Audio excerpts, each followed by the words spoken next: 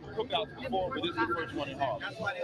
And we appreciate y'all. We appreciate I appreciate that. You know what I'm saying? That's why we invited everybody. You know, we ain't want to make it seem like only Israelites can come, because all of y'all are Israelites. Y'all just sleep Israelites, but all of y'all are Israelites. So it's for everybody that can come out. You know what I mean? So, and y'all can see us in a different light. Y'all usually just see us banging on the street, but we get down. Our families come out here. My wife is here. My daughter's here.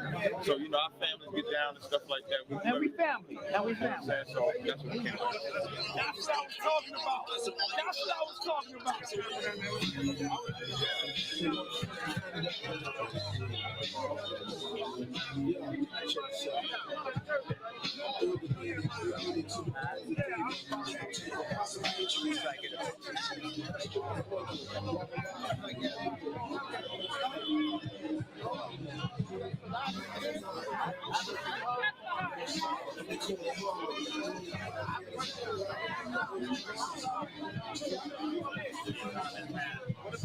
Isupk barbecue. How you doing, brother? Peace.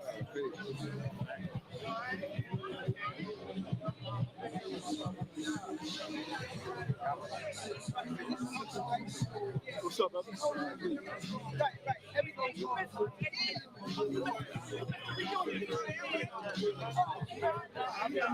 What's happening? Brother, when you gonna come out with that booming hip hop CD, man? All right, man. We got a couple of projects in the works right now. You know what I'm saying? We got that Lost Tribes and Promised Land. We got Mac in America, that Fame, Focus All My Energy, and of course, Do the Right Thing. Got the samples all up in there, telling the story. It's almost gonna be like a whole movie in itself, man. Yo, big ups to Baba Every Time Fire for supporting this since day one. Real talk. Thank you, brother. No sweat. Peace, brother. Do me a favor, don't do me no favors.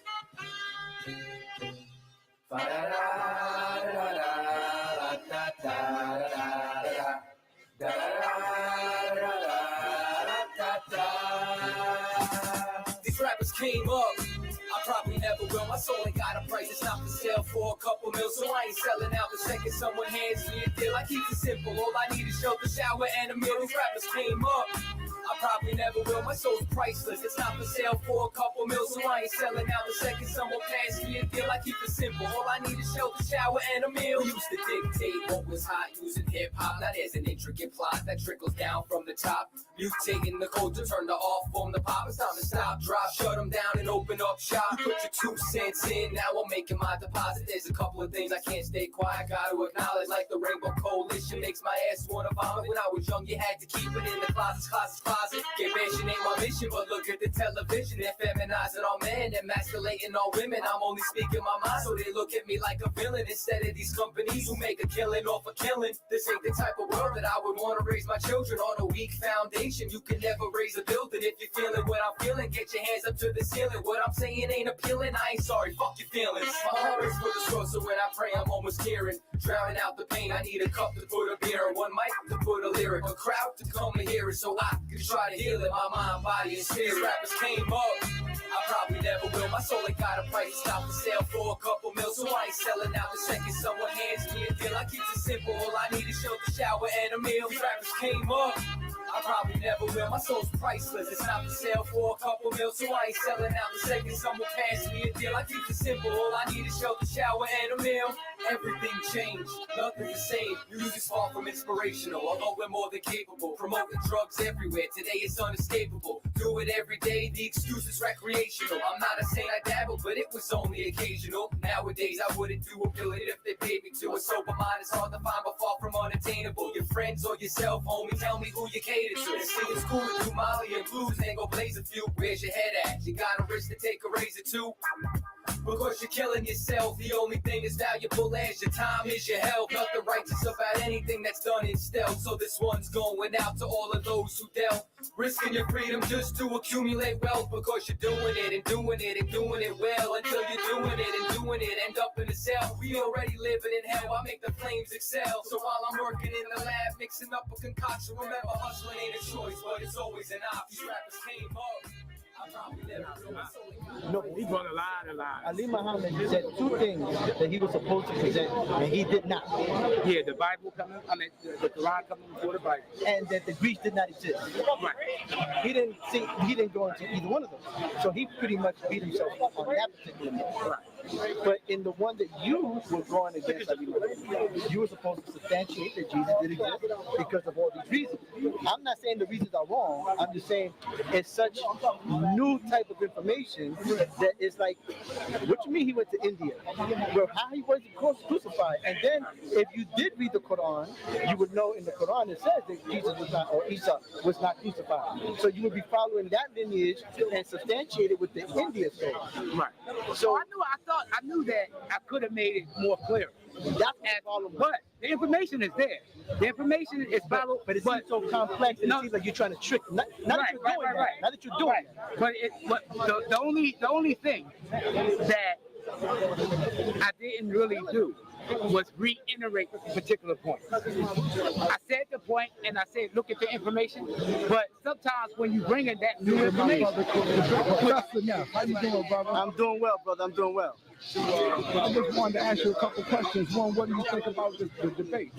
What do I think about the debates? Well, I think obviously there's pros and cons, but at the end of the day, there's more pros than there's cons. For example, I've been studying and researching since the 80s. And in the 80s, there's been a lot of segregation among our brothers.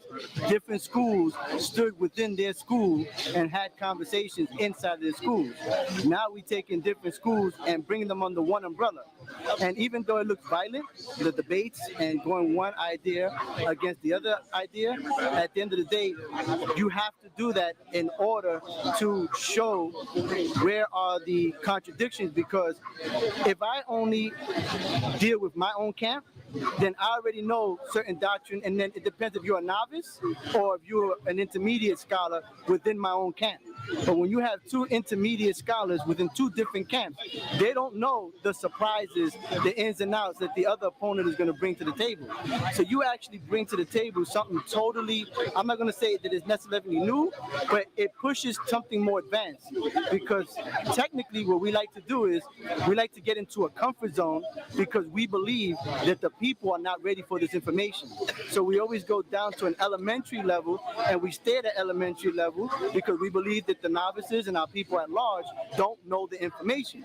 But when you have these debates, you force that conversation from a mediocre standpoint to a more advanced perspective, so that a lot of people who were yearning for the more advanced knowledge now have an opportunity to get exposed to it. And the people who are novices now get to realize that, wait a minute, I might have to budget my time carefully and not worry about LeBron James going back to Cleveland or worrying about who's going to win the next Super Bowl. There's a lot of stuff I need to learn, because now I'm not only being taught from a fundamental basic level, we're going up to a PhD level. So for the first time in a long time, we are pushing up. So the cons in the debate is a lot of people feel uncomfortable.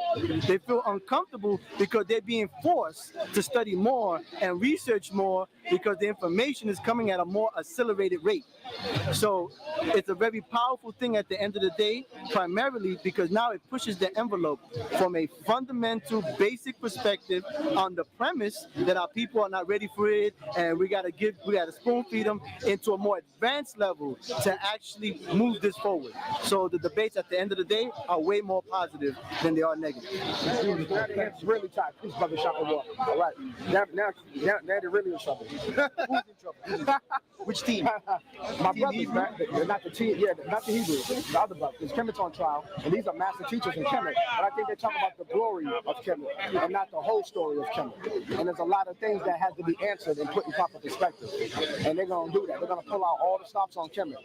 They're gonna go. And I hope they can defend that, because Kemet is not a book that a lot of people use and base their life on, as far as a foundation of living and the structure of community, we don't really live by that and have Kemetic laws as a community and a conscious community. We don't. We don't. We allude to that. That was the original, but we don't base our life on them laws. When you're debating people that base their life on biblical laws, there's a lot of reasons. But let me tell you first things first. But the reason why we're not doing it, bro. Okay, I don't want no. He came back. Hey, he came back taller. He came back taller this time. I don't want Punjab.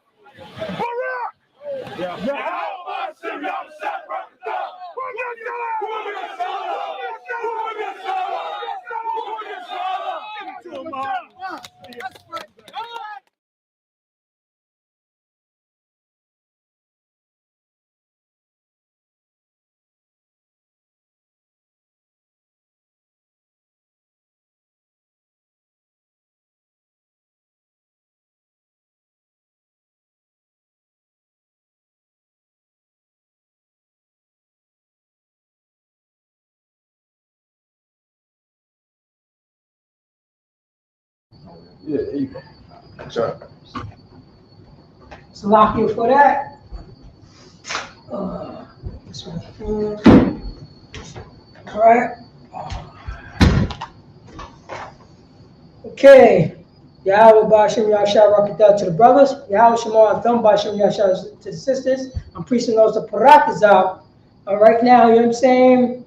We're waiting for a priest and officer of 5,000 Hazahab. You know, and this is the Israelite school, University School Practical Knowledge, started off from 1 West on the 25th Street under Community Junior Honor. And since 1969, we've been teaching the so-called Blacks, Hispanics, and Native American Indians. They are God's chosen people. We're going to clap it first up, clap it up for the Lord. You know what I'm saying? Once again, this is history class. Since 1969, Isupk have been teaching history to so-called Blacks, Hispanics, and Native American Indians. They are God's chosen people in the history according to the Bible. At the beginning of the class, I'll play our old cookout video to let you know there's a history to our cookout. We've been doing this cookout thing for the community, for our people, so-called Blacks, Hispanics, and Native American Indians, a place that you could come, and it will be a safe place.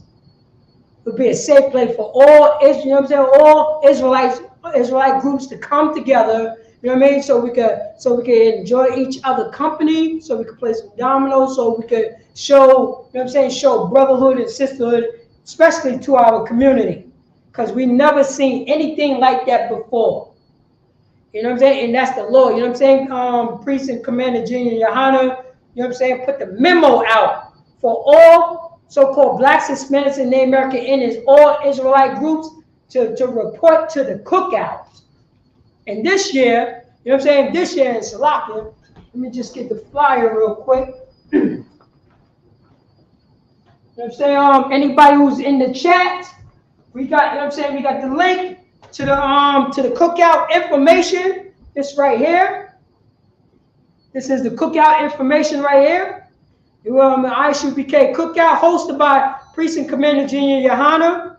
It says right here, stop the gun violence. Sunday, September 1st, Marcus Garvey Park here in Harlem, New York. If you in YO, if you in Yonkers, New Rochelle, White Plains, the Bronx, you know what I'm saying? There's a free cookout on September 1st in Harlem, New York. Everything starts at about like at 12 o'clock. Let me see here. If you're for more information, call 646 481 6315, or go to, you know what I'm saying, or go to our website, www.isupk.com. Right now, it's at Marcus Garvey Park. It's on the corner of 124th Street and Madison Avenue. Bring everybody you know. We're feeding everybody. We're feeding everybody. Comida de gratis. That's what's going on. Comida de gratis. Free food. That's what we do. Not only going to be free food, it's going to be music there. You know what I'm saying? It's going to be brotherhood there. We're going to be playing dominoes. We're going to be, you know what I'm saying? Bloods and Crips going to be playing spades together. You know what I'm saying? Latin Kings and Yetas going to play dominoes together. and then laughing and watching their little babies playing in the park. That's what we do. Right. That's the safe. That's the holy ground. Right. Blacks, Hispanics, and Native American Indians. We never seen that in our life. We never seen a Latin king playing dominoes with a crip. But we're going to make sure that happened on September 1st. That's what it's going to be. Because, you know what I'm saying, we was authorized by the, you know what I'm saying, we was authorized by the Most High God so we could do that to God's chosen people. We're going to, I'm going to pull this scripture. I want everybody to go in Ecclesiasticus in the Apocrypha. Let's go to my bedrock, chapter 6, verse 13. Ecclesiasticus, chapter 6, verse 13. Because this is for Blacks, Hispanics, and Native American Indians. Can we get a place where, you know what I'm saying, when it's, you know what I'm saying, when our oppressor's not there, just, you know what I mean, just a family affair. Can we just have that one, you know what I mean? That, you know what I'm saying, that one day, just for us. Right. You know what I'm saying? Can we just be selfish? Because all our life, we worship you. We hover, you know what I'm saying? We hover, you know what I'm saying, to your feet, America. To, you know what I'm saying, to the, so, you know what I'm saying, to white Jesus. You know what I'm saying, to the slave master doctrine, to the Joe Biden's doctrine, to Donald Trump doctrine. Right. He's going to become our master. You know he's going to become Blacks, Hispanics, and Native American Indians leader. He's going to become our leader. Another nation of people going to become Blacks, Hispanics, and Native American Indians leader. Can we just have a family affair, please? Right. With our own flavor? And also, you know what I'm saying, on September 1st, we will be, you know what I'm saying, we will be showing you what exactly breakdancing is. That's right. We will have a breakdancing contest in Harlem. That's right. In NYC, where it all started at. You know what I'm saying? Two minutes away from the Bronx. Right. You know what I'm saying? Priest Commander General Hanna is from the Bronx, South Bronx. Right. He was from there. That's so Castle Hill or Castle Hill? Yeah. Oh, I remember they used to call it Castle on Alive. Oh. You know what I mean? Oh, most high Christ. But I want you to go to Ecclesiasticus chapter 6, verse 13. Go to my bedrock right here. Verse 13. It says it right here. Ecclesiasticus chapter 6, verse 13. Separate thyself from thy enemy, and take heed of thy friend. Blacks, Hispanics, and Native American Indians. You know what I'm saying? Did a Christian church ever taught you about, you know what I'm saying, you got to separate yourself from your enemy? Right. The one, you know what I'm saying, the one who put you in slavery. Yeah. The one who said all men is created equal, but we, you know what I'm saying, Seth called, you know what I'm saying, this is for teaching purposes, for niggas and spicks and redskins. That's pretty much. Right. That's what they were saying. They was writing all men is created equal, and they had slaves at the same time. You have white people who want to be free from the, you know what I'm saying, from the monarch of the UK, of the British Empire. But meanwhile, they had slaves. They had slaves. They had slaves. And they wrote all men, you know what I'm saying, even, you know what I'm saying, you know men have a context. They wasn't talking about all men, they're talking about their kind. Right. That's what they was talking about. Right. That's what they was talking about, their kind. Even during World War I and World War II, you I don't know if you know this, but the Germany, that was an enemy to America, they was allowed to eat in the same cafeteria with them. They're enemies, the Germans. But the so-called Blacks, Hispanics, and Native American Indians wasn't allowed to eat in that cafeteria. You know what were they doing? They were serving the food to their, you know what I'm saying, to their enemies. Right. That's how America is. Double talk. You know what I mean? Double talk. But I'm gonna say it right here. It says it right here. And this is what we're gonna do on September 1st, you know what I'm saying? We're gonna separate thyself from thy enemies. We're gonna separate ourselves, you know what I'm saying, from our enemies. And we're talking about our oppressor. You know what I mean? We're talking about our oppressor. Because we got, you know what I'm saying, we got caught up, and you know what I'm saying, we got caught up in Americanism. We became honorary American. So we don't know who's the enemy. Based on the history of this country, who's the enemy?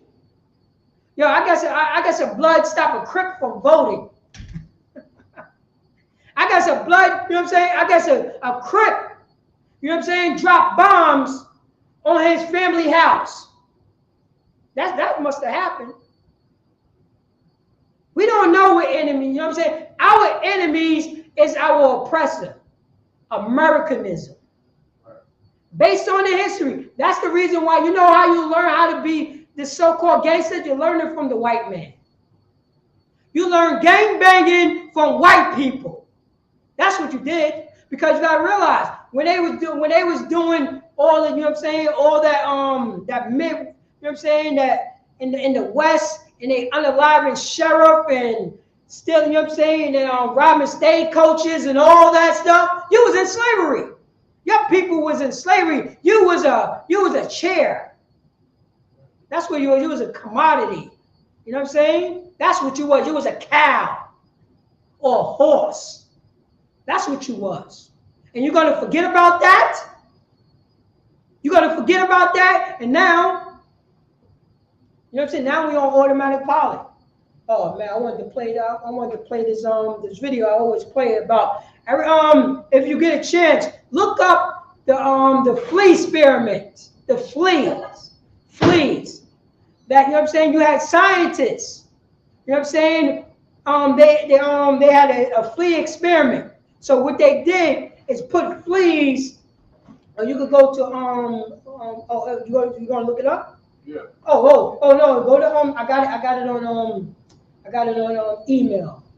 Yeah, you look up the email, go back, and just go to John Smith, and it should be under you're gonna see like flea experiment. Oh no, go to search bar, sorry. Search bar, John Smith, and you're gonna say flea experiment. I just sent it about a couple of days ago. Maybe like a flea experiment. See, I can send it now. Let me see, tweet. But if you type it in, because it's there. But the flea experiment was, you know what I'm saying? They had a jar on the table, right? And they dumped a bunch of fleas in the jar. They dumped a bunch of fleas in the jar. So once that, you know what I'm saying? And once that happened, then they put the lid on. And they left the fleas in the jar for 3 days, 72 hours. 72 hours, they left the fleas in there. 72 hours, sir. I'm going to pull up. And they took they came back. They took the top off. And no fleas was jumping out the jar. None of them was jumping out the jar. None of them, you know what I'm saying? They got conditioned to be in that, you know what I'm saying, to be in that mind state. They got used to trauma. We normalized trauma. That's what happened. And guess what? The fleas taught their offspring not to fly out the jar. That was their home, the jar. That's the same experiment that they did on us. Oh, you know what they always say? Yo, how can, you know what I'm saying, Black, Hispanics, neighbor, why can't they come together? Because we got to put it into a jar. Right. You know what I mean? A jar is not our habitat. That's the reason why if somebody speak up for their people, oh, you right, hold on, I'm just only speaking about my people. Right. I can't choose my people first. Right. And check it out. Do you have the Blacks, Hispanics, and American Indians asking, did white nationalism ever work for white people in America?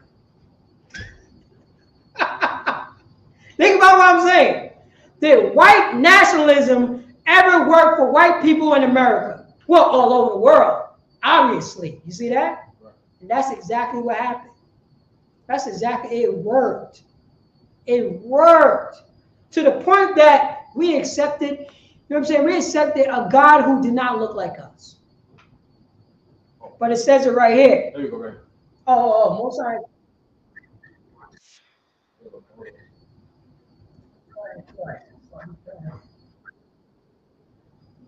Right here. For Blacks, Hispanics, and American Indians. Let me just read the scripture right here. It says it right here. Separate thyself from thy enemies and take heed of thy friend. Our enemy is the one that's doing the experiment. That's our enemy, literally, our enemy. And he put us in a goddamn jar. Because we nothing. Because we nothing.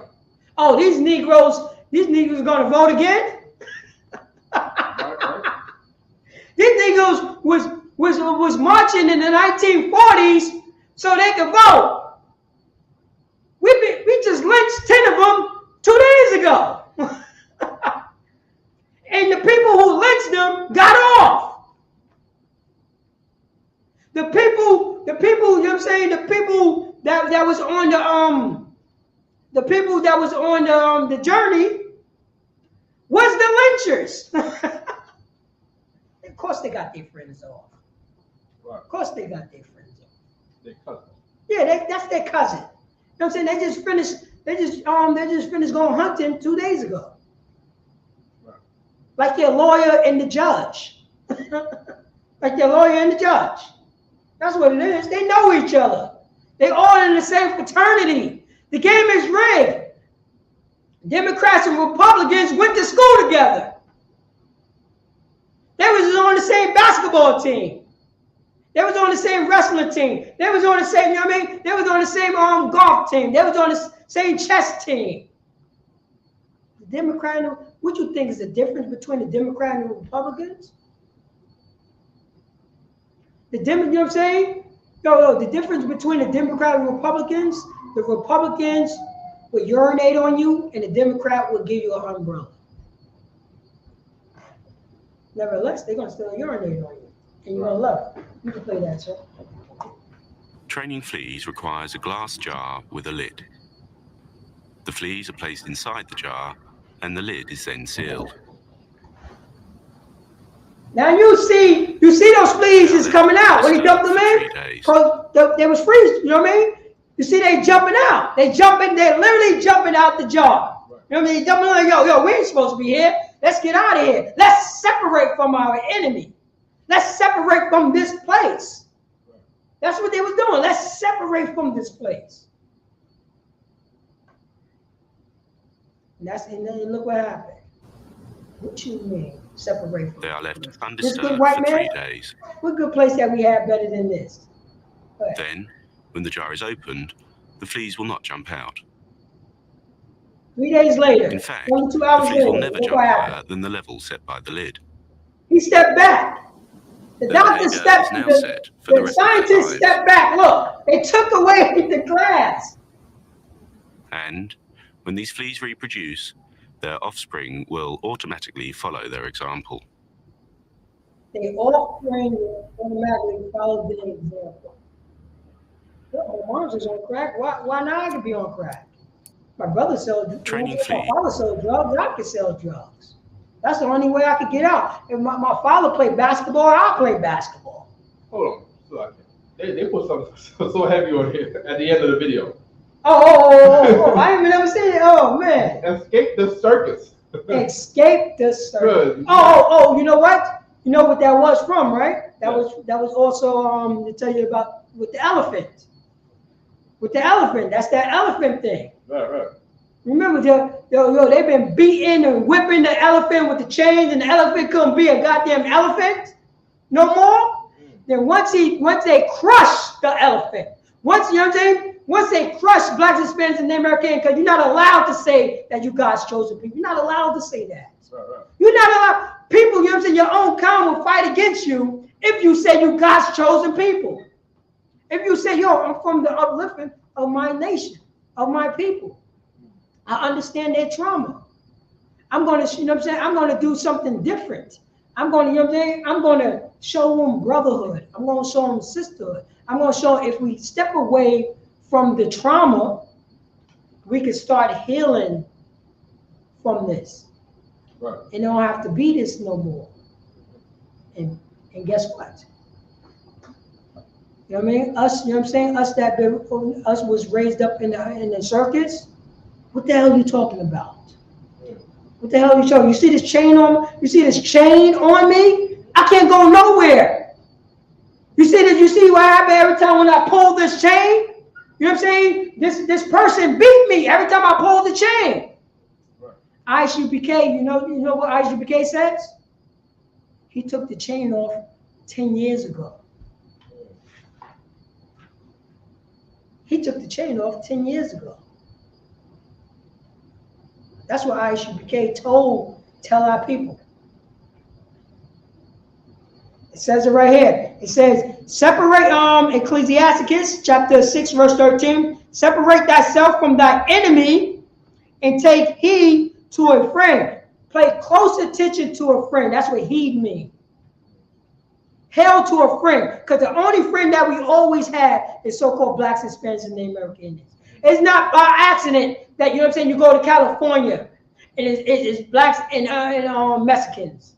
Always together. I don't know how we always end up together. Why we always end up together? You come over here, you go to Chicago.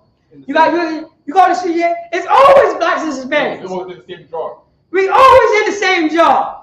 We always in the same job. And we fighting amongst each other.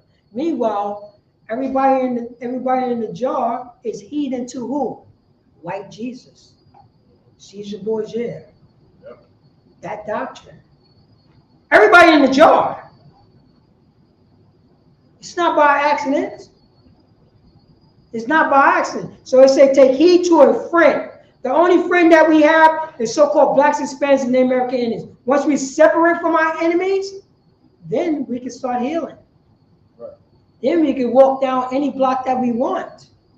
Then, you know what I'm saying? Then we can wear any goddamn colors that we want. Because why, for real, why am I mad at you for what reason? We both don't got 2 pennies to rub together. You know what I mean? You never hung none of my people. So why are we fighting? One of us got to say, I'm sorry, and it's never going to happen again. Joe Biden and Donald Trump want the fighting to always happen. That's the reason why you wear, you know what I'm saying, the Democrats and the Republican colors. That's what, you know what I'm saying, the red and blue. The red coats is coming. That was the British in America. One was the red coats, one was the blue coats. What do you learn this behavior from? You learn it from your enemy. You never separate yourself from your enemy. It says it right here in Ecclesiasticus chapter 6, verse 14. And it says, a faithful friend is a strong defense, and he that have found such and one have found treasure. Have found treasure. It says it right here, verse 14. A faithful friend. What is faithful mean? Things that unseen. Loyalty. I'm loyal to this person that he's going to do right. You know why? Because we both following out of the law, statute, commandment. We both know who our enemy that we just separated from. Right. We both know that. You know what I'm saying? He put you on the Trail of Tears. You know what I'm saying? He put, you know what I'm saying? He did Trail of Tears to you. He put us on treaties.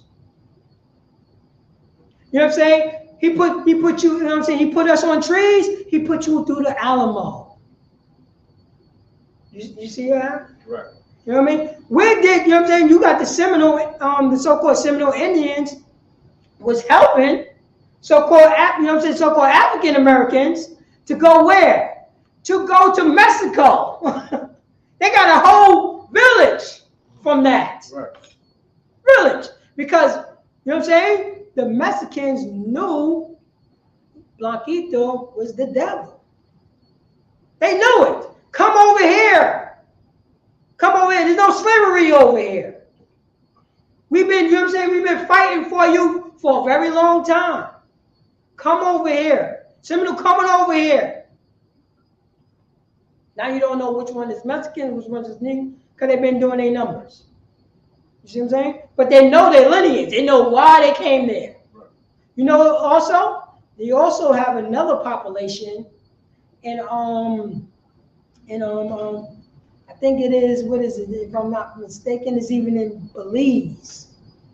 There's American Negroes went over there to escape. Whole towns, they just speak English because we speak in our slave language. You see what I'm saying? Right. And you got old, you know what I'm saying? You got whole nations like that because they was escaping away from their enemies. But they ain't had enemies over here. That's the reason why they went over there and believed. And it's all over. This is, you got to see this history. You know what I mean? You got to see this history. And guess what? It wasn't no cars. There wasn't no planes. But it says it right here. Ecclesiasticus chapter 6, verse 14. A faithful friend, a loyal friend, is a strong defense. Right. Think about that. You got, you know what I'm saying? You got people, you know what I'm saying? You got people who think they're enemies, never was enemies. If you come to Isupk barbecue, you would know, you would notice, why was I mad at you? Right. For what reason? What reason? You know what I'm saying? What really what comes out of this? Nothing. And I noticed that you will be a strong defense for me. A changing of ourselves. Not going according to our slave master. It can be done. Who say it cannot be done? Joe Biden? America? Our slave masters said blacks, Hispanics, and Native American Indians is not God's chosen people. They quick to say that. And and then our people get upset because we said that we are and we God's chosen people. That's it. Can we come together? Can I say sorry to you now? Can I say sorry? Can I separate myself from my enemy? Can you become a faithful friend so you can become a strong defense to me and I come a strong defense to you? This is the history that we forgot. And he that hath found such a one hath found a treasure. That's the only treasure that we have. Following the Most High God. Following Yahushua, ignorant according to Jesus Christ. And understanding this, that a friend is a treasure. A friend is a treasure. We don't see that. You know what I'm saying? We think our friend's a treasure because he went half on us on a dime bag. We think you know what I'm saying? We think our friend, we think a friend is, if I'm doing dirt, he won't say anything.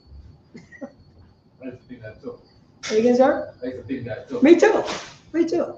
I was a good friend. I was a good friend. I was a good friend too. I was a good friend. I see the dirt that he's doing. Yeah. I'm not even with that dirt. I always say, you know what I mean? Let me go. You know what I mean? You try to keep the distance away from me, but you're still going out. Right. But you try to keep the distance because you know how dirty he is. Yeah. And you're with him in the same crew. Right. You know who's dirty and who's dirty in your crew. That's not a friend. It's supposed to be a treasure. You won't never let him date your sister or your daughter because you know how disgusting he is, but he's your friend, right? Verse 15.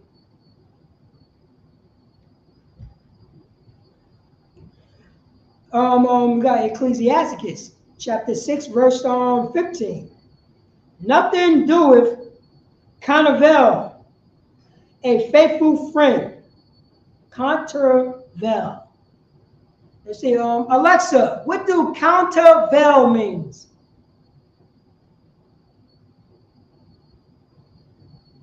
Alexa, what do countervail means? I'm pronouncing it wrong. The countervail is a component of a gas turbine engine that expands the gas. Alexa, stop. Let me just look it up right here. We want to know what that is. So countervail.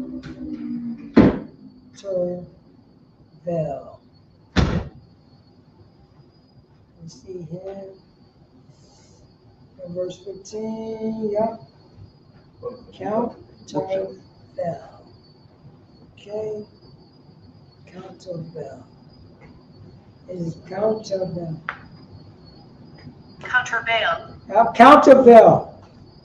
Offset the effect of something by countering it from something of equal force. So it says it right here. Nothing do counterbalance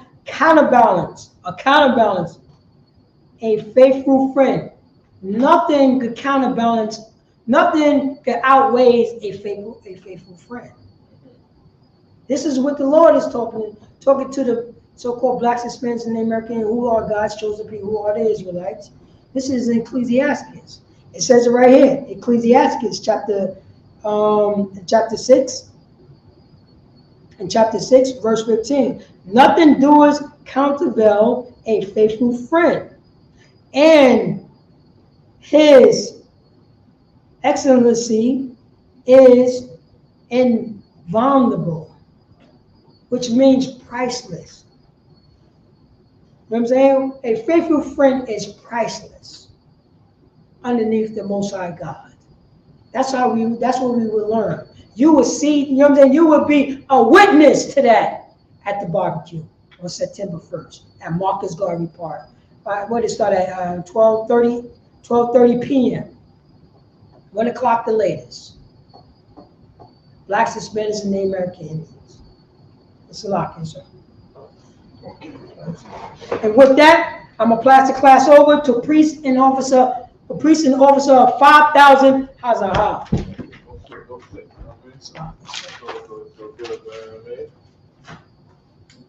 Dropping some bombs there. Trucks up, man. That flea experiment. I never heard of that flea experiment. I never heard of the flea experiment. Oh man, but that was heavy. You know what I mean?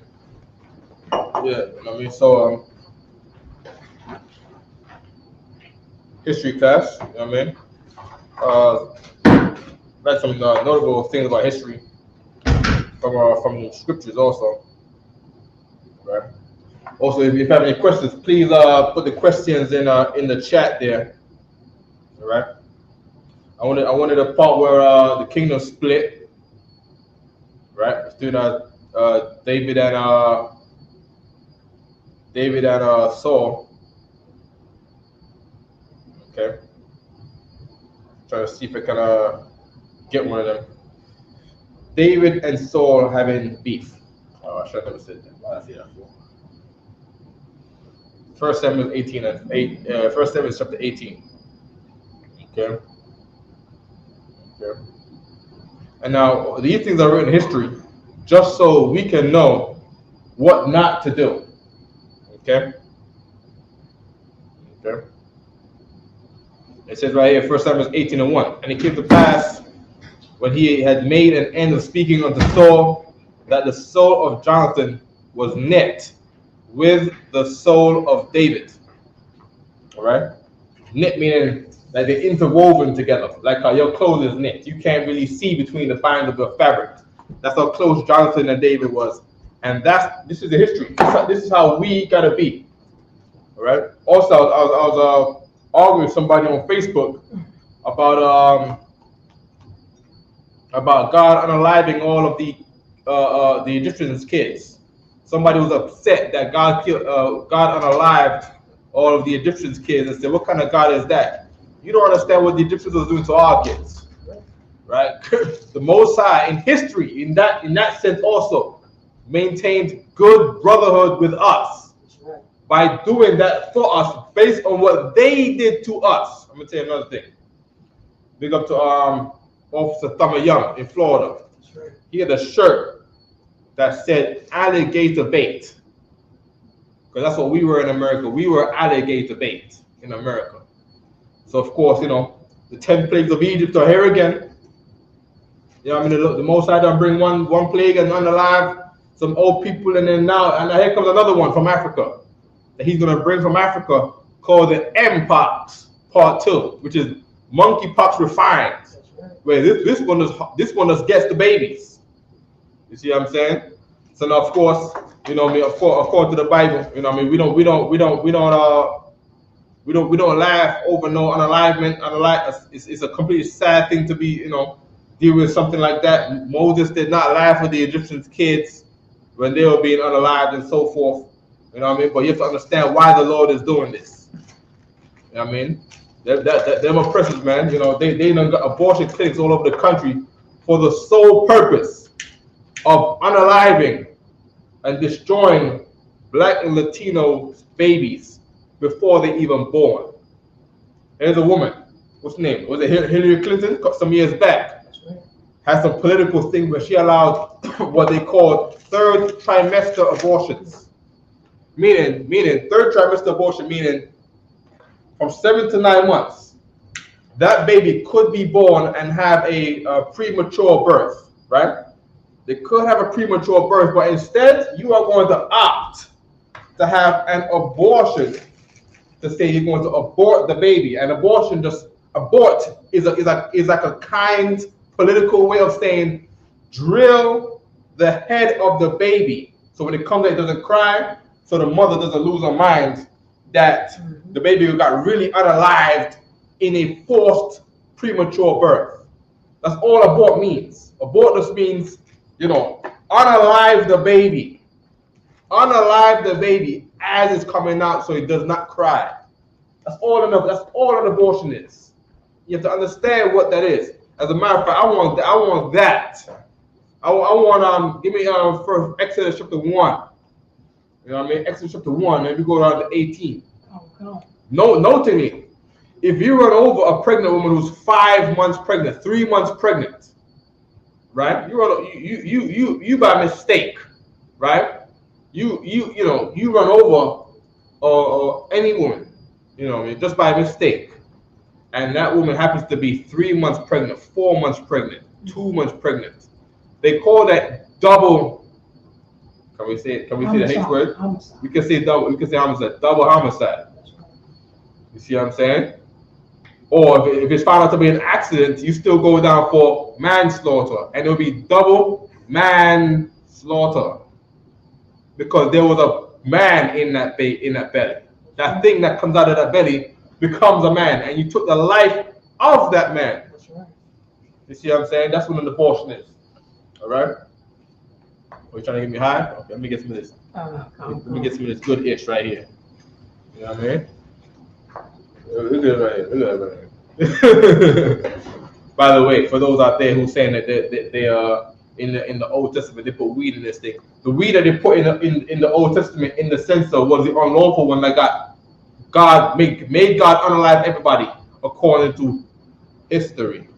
Right? The strange incense in the censer was weed. Now prove is not. Prove is not that it's not weed. All right, good. When you're ready, brothers, all right. Let me get out Exodus 1 and 20. Come on. Exodus chapter 1, verse 20. Yeah. Oh, you want 20? Okay, come. Yeah, scroll down. Scroll all the way down. Exodus chapter 1, verse 20. Yeah, there we go. All right. Therefore. Scroll up a little more. Scroll, yeah, right there. What's that? Is that it right there? One more.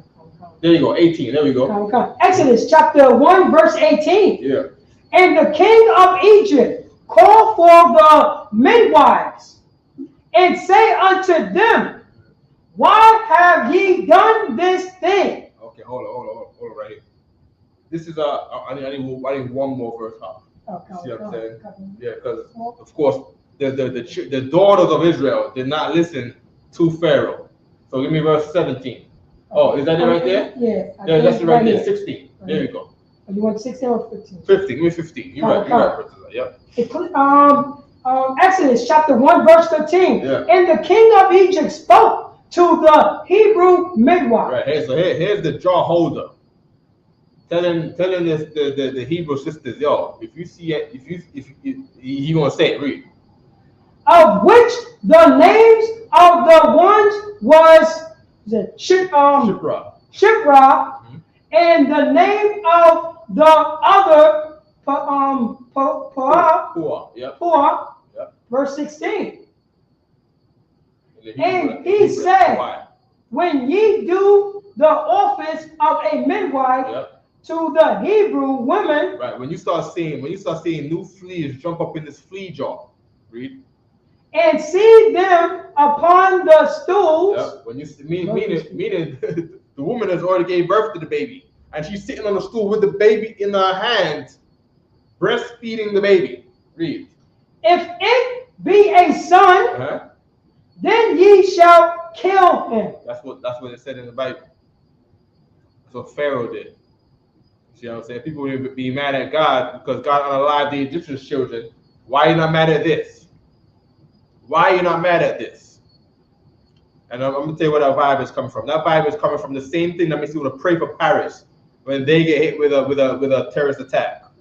But when the Black and Latino community gets hit with a terrorist attack, but via crack cocaine and via heroin and via fentanyl, you got nothing to say about that.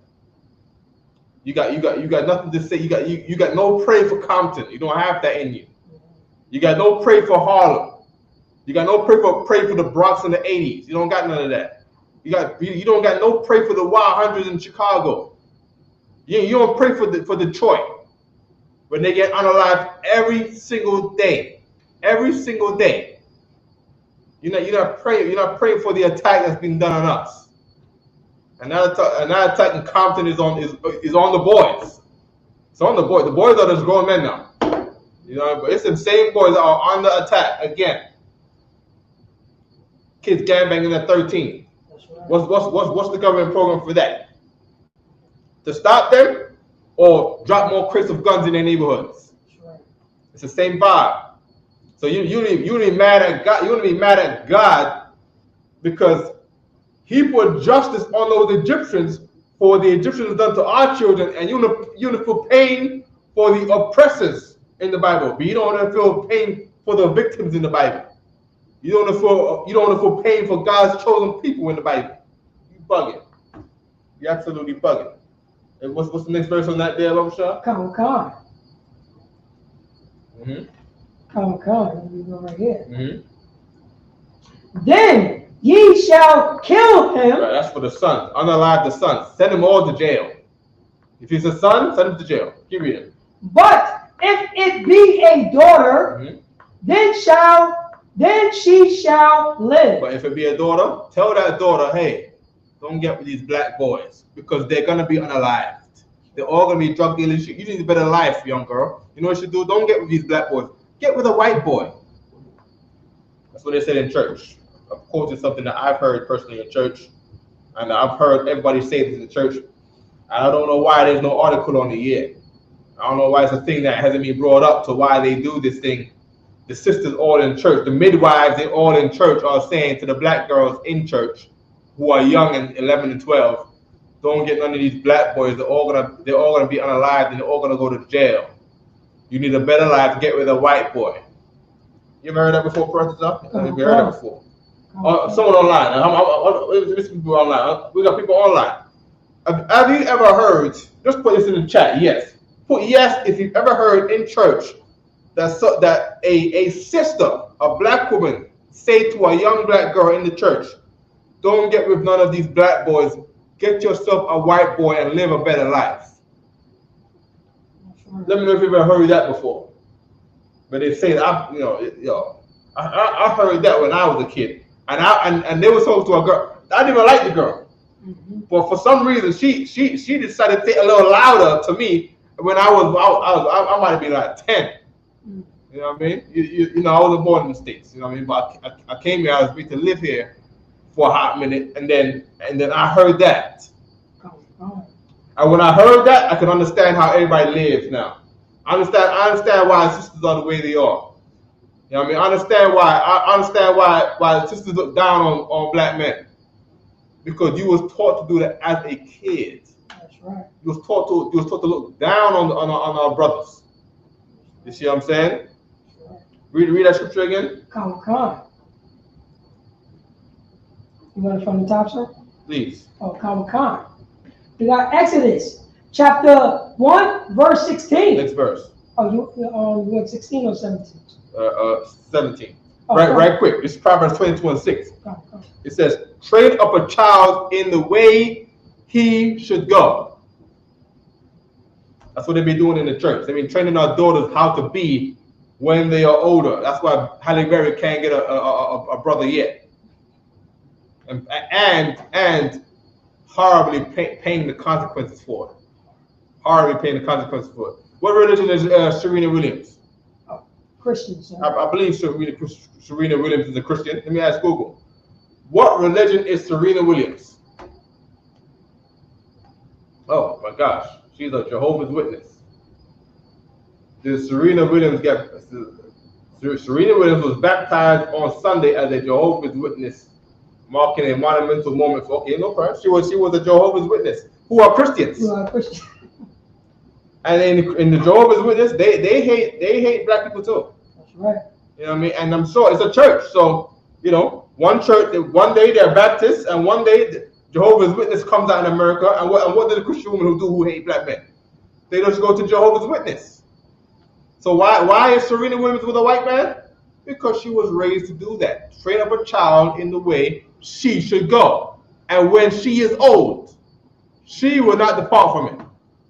And now she's walking around in Paris looking like a ghost. Go ahead, President. Lock it, sir. Actually, Jehovah's Witness just started accepting black people. It wasn't allowed to be a Jehovah's Witness. You know what I'm saying? Oh, we're gonna let you in now. But the one who came up with it, no, it wasn't.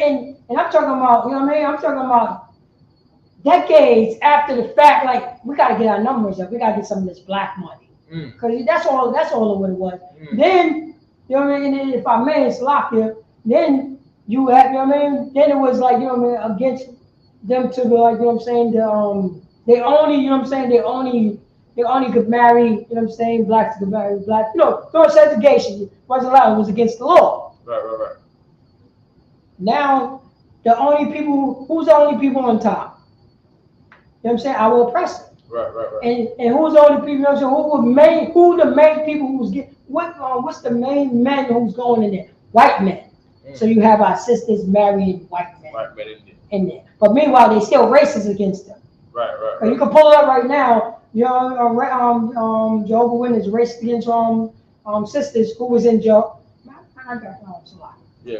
Let's go get some of those stuff. Also, all that. You know what I mean? Sisters are finding themselves into a relationship with white guys, and the white guys calling her an N-word in the house. That's right.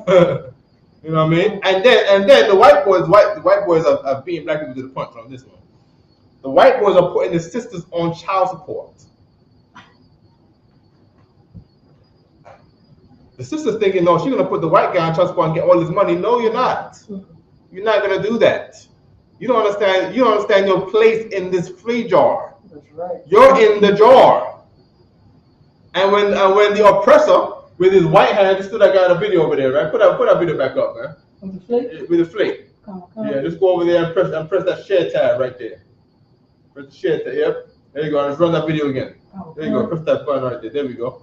You know what I mean? There we go. Look at this. This is us in the jar.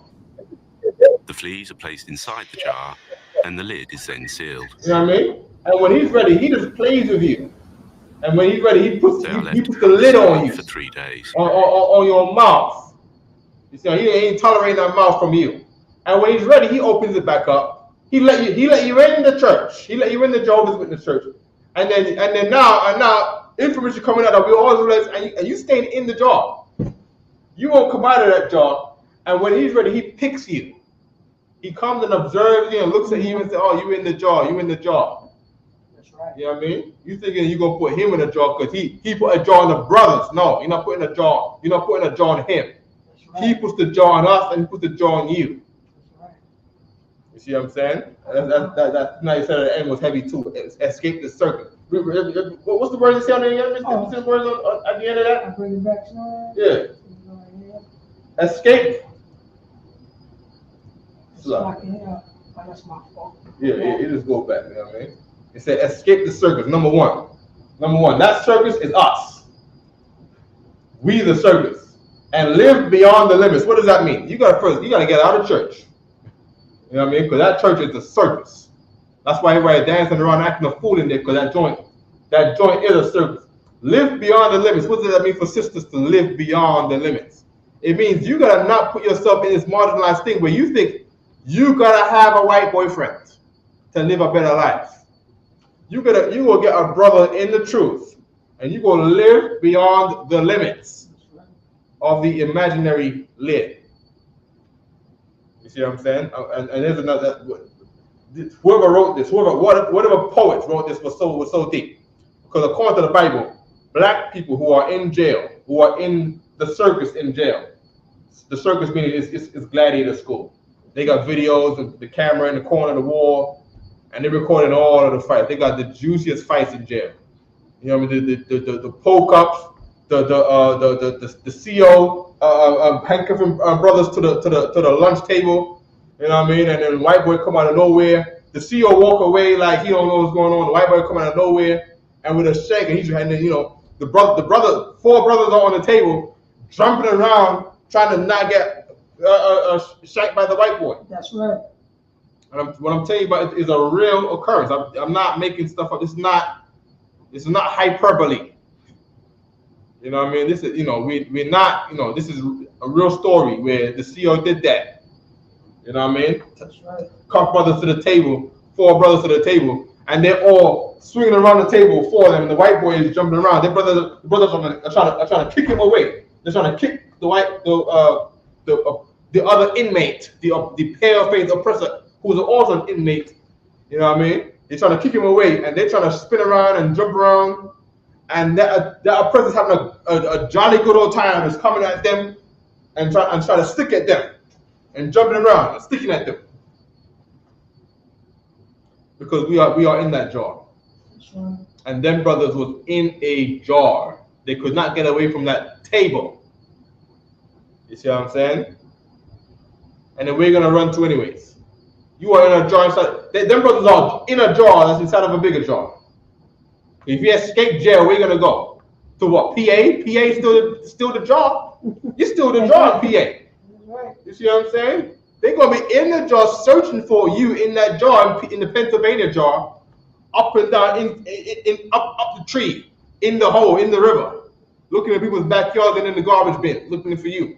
That's right. In the Pennsylvania jar, man. Yo, we gotta know what time it is, man. You know what I mean? What books we got here? We got Nature Knows No Color Line. We got The Negro Question. Right, the slave ships that came from Judah. Oh, Salaki. So let me just, Yeah. I'm about to send this. See if we like this. What's they looking for over there? Elon Musk. Elon Musk. Yeah, Elon Musk. Another jaw holder. And he's a jaw holder that everybody looks at. That people like him. You don't know him. You have no idea who that person is. Number one, he's from South Africa. Meaning what? He don't like the blacks in South Africa. In South Africa, they got beefs between black and white. In South Africa. You know what I mean? So you think you're gonna come over here and he's just a nice guy to everybody over here? No, he knows public relations. That's what he knows. He knows how to be kind. You see, that's all it is. Right? But you coming from South Africa, you are inherently racist. Why? Because train up a child in the way he should go. He's from South Africa. South Africa is was a black country before the white man, the oppressor colonized it, right? That's right. And you don't see Elon Musk taking no pictures with no black folk. So when he's from South Africa, I wonder why. Maybe because he's not your friend. Okay. First of all, I read the scripture all day, man. Take heed of that. Take heed of people that pretend to be your friend. You see what I'm saying? And keep your distance from your enemies, man. That's right. Okay? Okay? Got this right here. What's that you got there? About to play now. Go back. Just send it. Nature knows the color line is heaven. Okay. Okay. So we got a book here, Nature Knows No Color Lines. Right? And Tacitus of about 90 AD. I'm going into this based on what we read in Exodus, right? About what kind of people we're reading about. He says many assert that the Jews are an Ethiopian race, right? That's what they said. They looked at the Jews as an Ethiopian race. For Romans to have taken them for Ethiopians is a clear indication of their color, since the Ethiopians were definitely black to the Romans, right?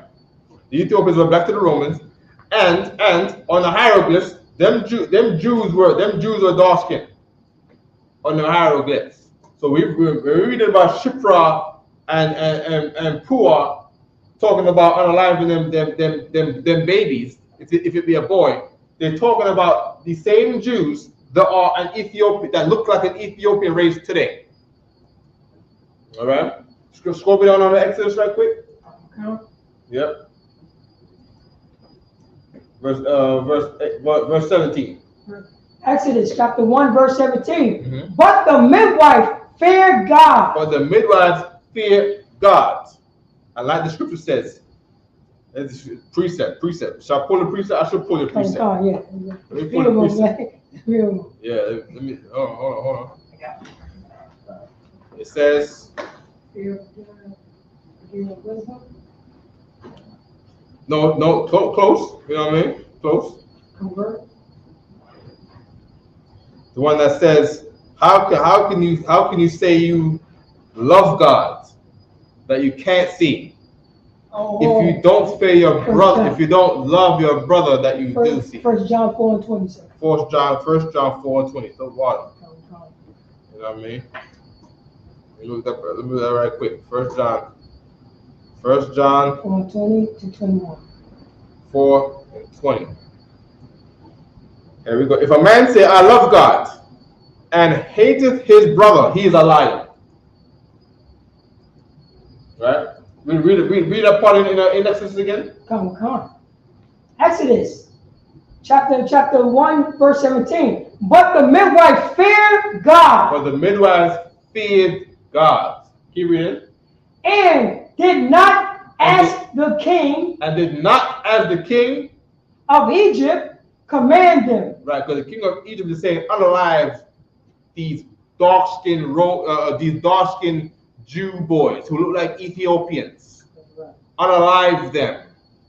Get one of these. If you see them sitting by the stool, get one of these and put it right into that young Yalad.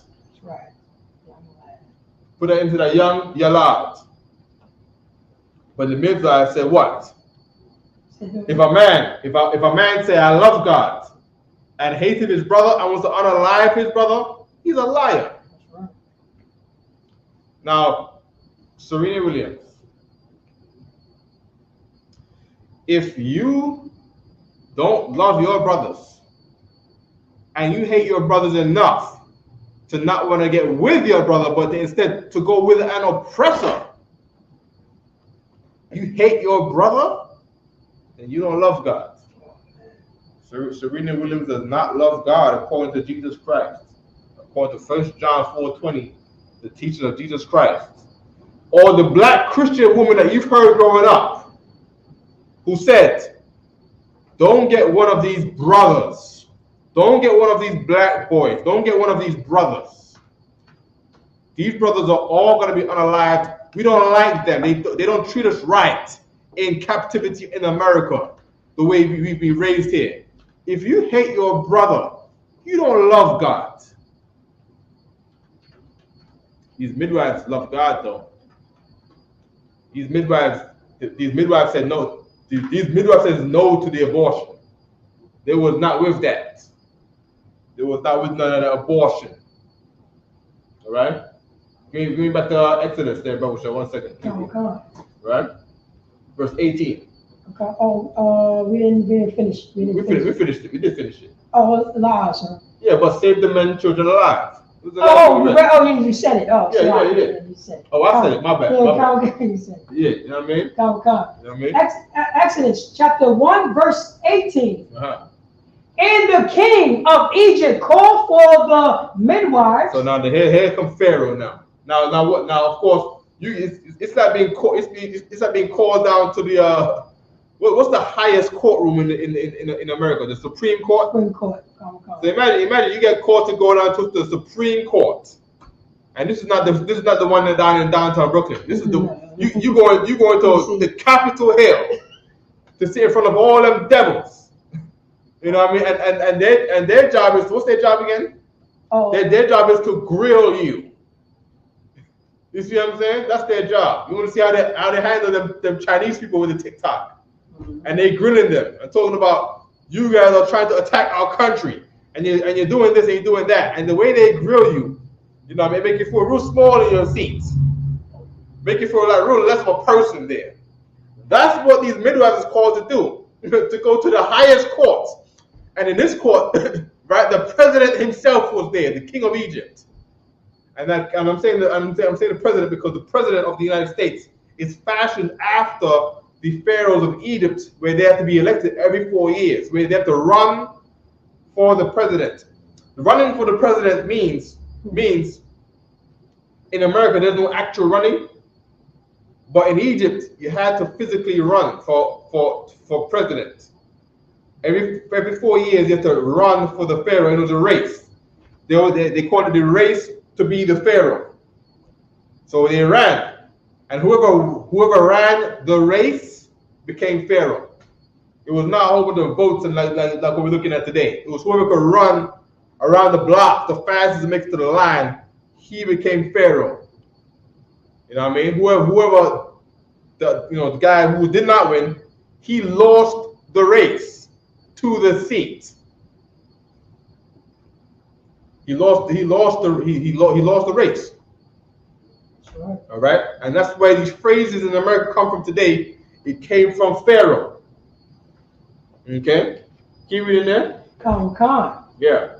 And say unto them. So in the court now, here's what Pharaoh said to them, grilling the midwives in the court. Read. Why have ye done this thing? Right. Why have you not feared the word of Pharaoh and instead feared the Lord more instead? Why have you done this thing? Keep reading. And have saved the men, children alive. Yeah, why did you try to save the men? Why did you try to save the what? Men, children alive. What kind of children? Men, children alive. That's why when you unalive a pregnant woman, you're charged for manslaughter, because it's men in those bellies. That's where men come from. You want soldiers, you want men for the war. If any war on the planet, when the Russians want to go to the war of Ukraine, they need sons. Why? Because sons are men. You want to get more women pregnant. Why? Because in those bellies are men.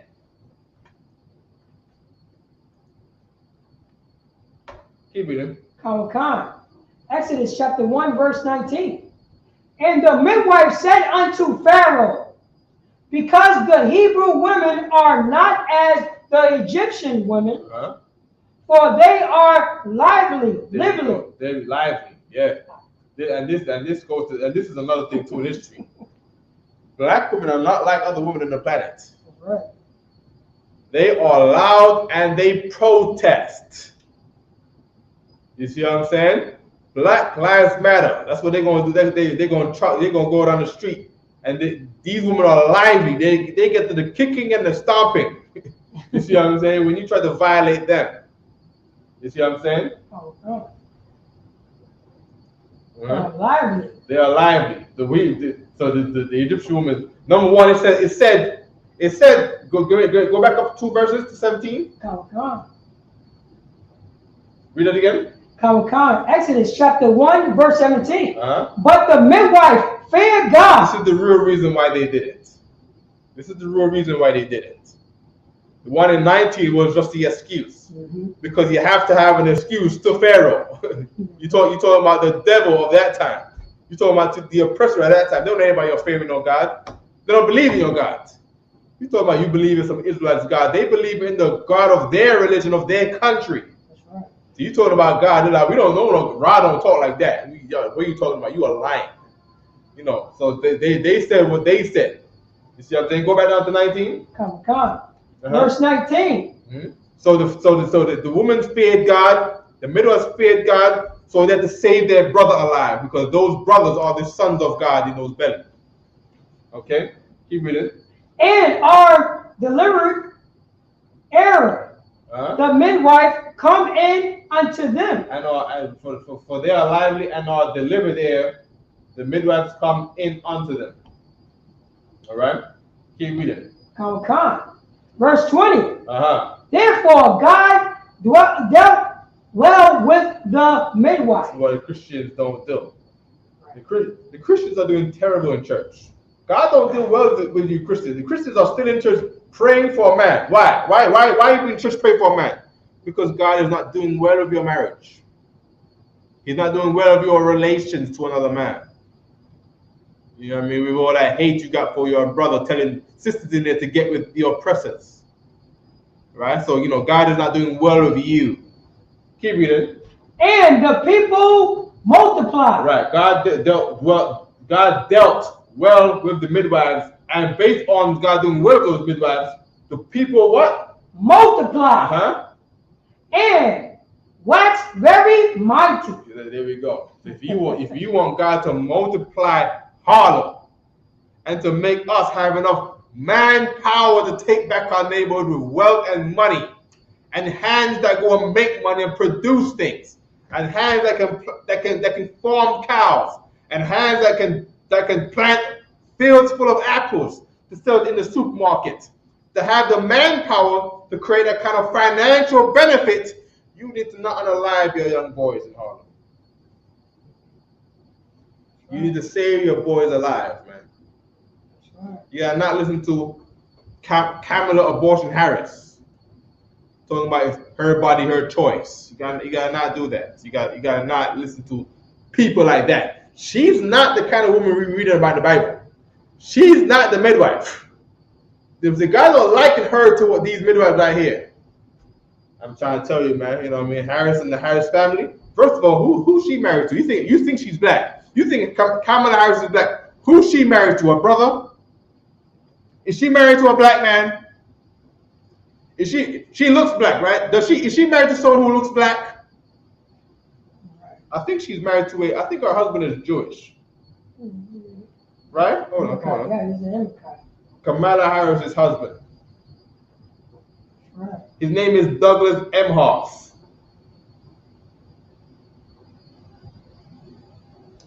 Douglas Emhoff's ethnicity and religion.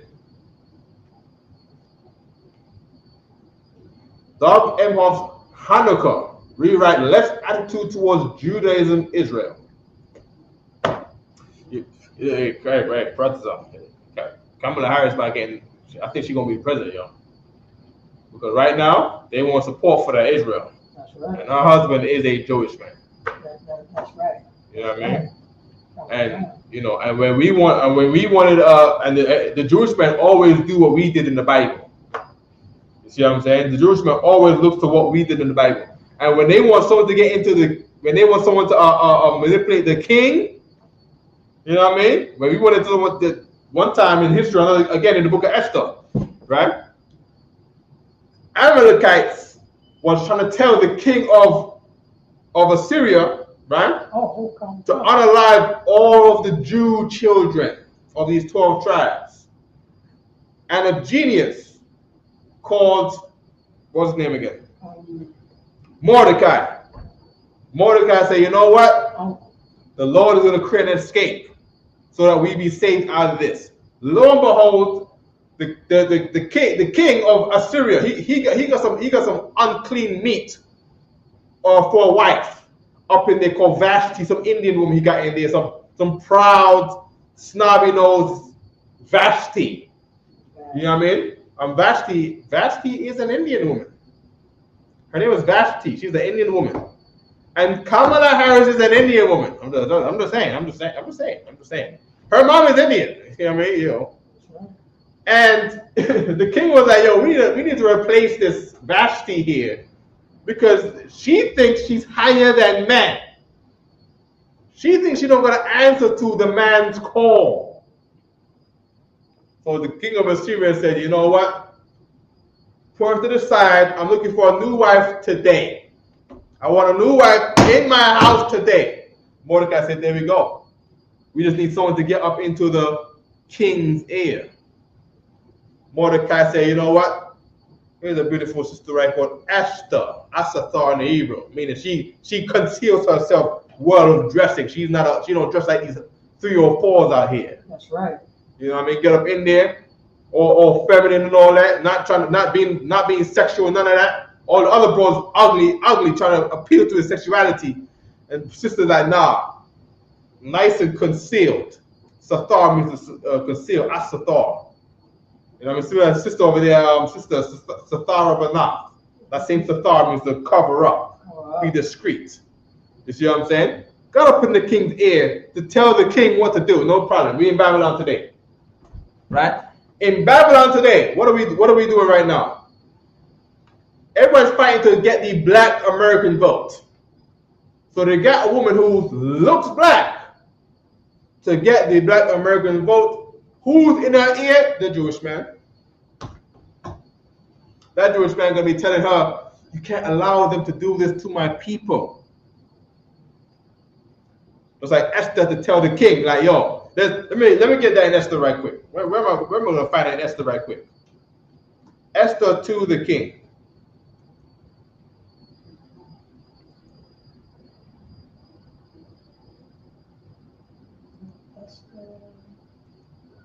Show me a movie. I might watch that movie later. Esther 2 and 17 right quick. Come on. Esther, chapter 2, verse 17. Yeah.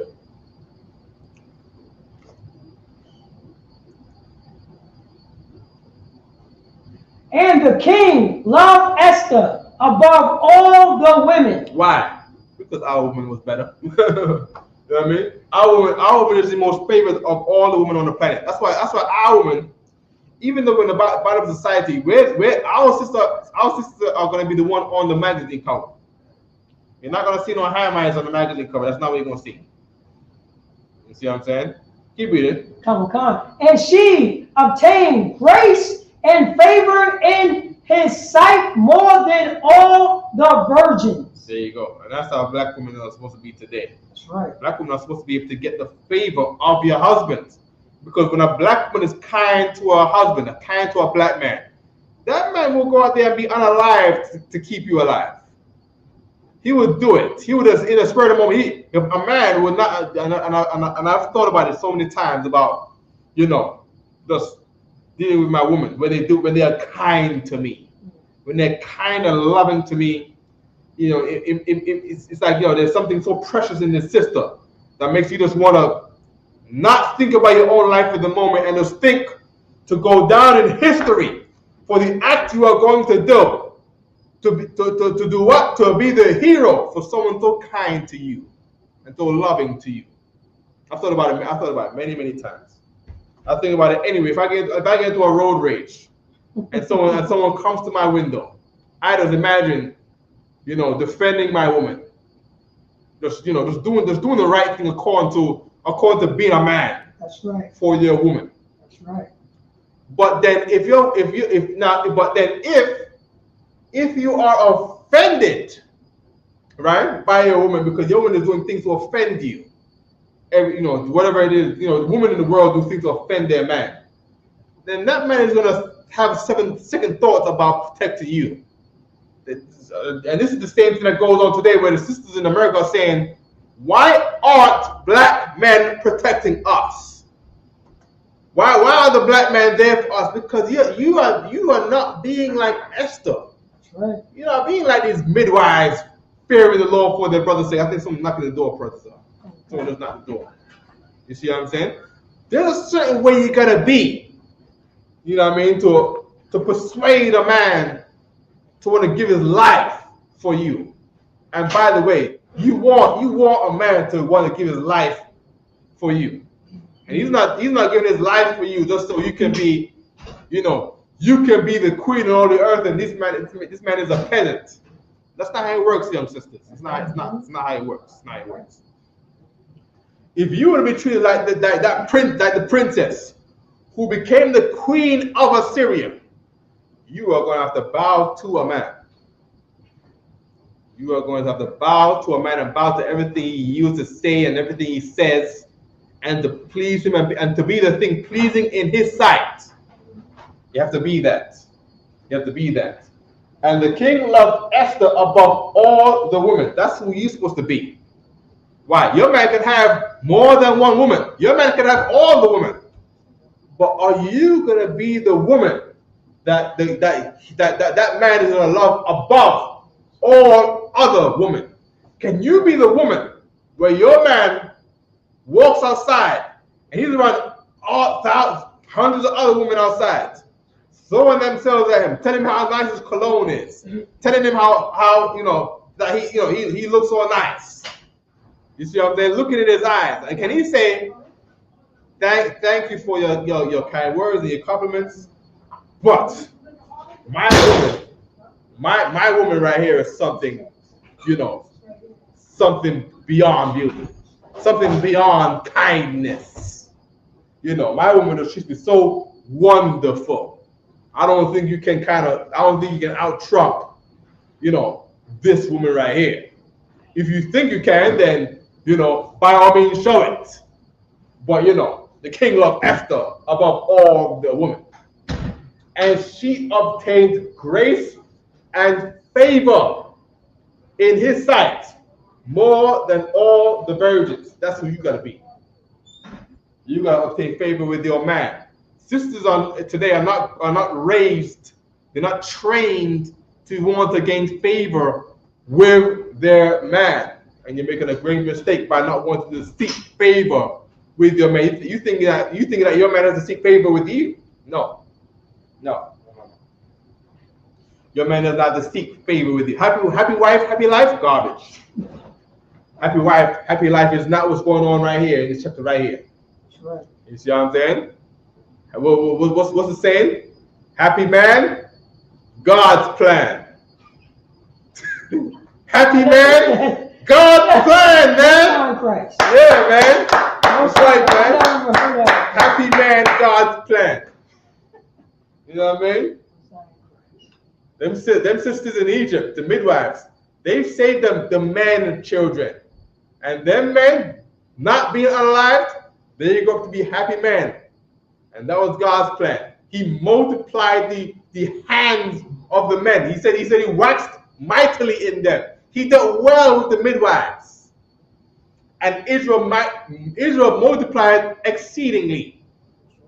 That's what he said. That was God's plan, because there was a happy man. You see what I'm saying? Now, how are the men doing in New York today? I don't know. They don't seem too happy to me. I think we're losing the neighborhood now. I think we're losing the neighborhoods. I think we're getting poorer and poorer. I think we're all on EBT. I don't see any black businesses anymore.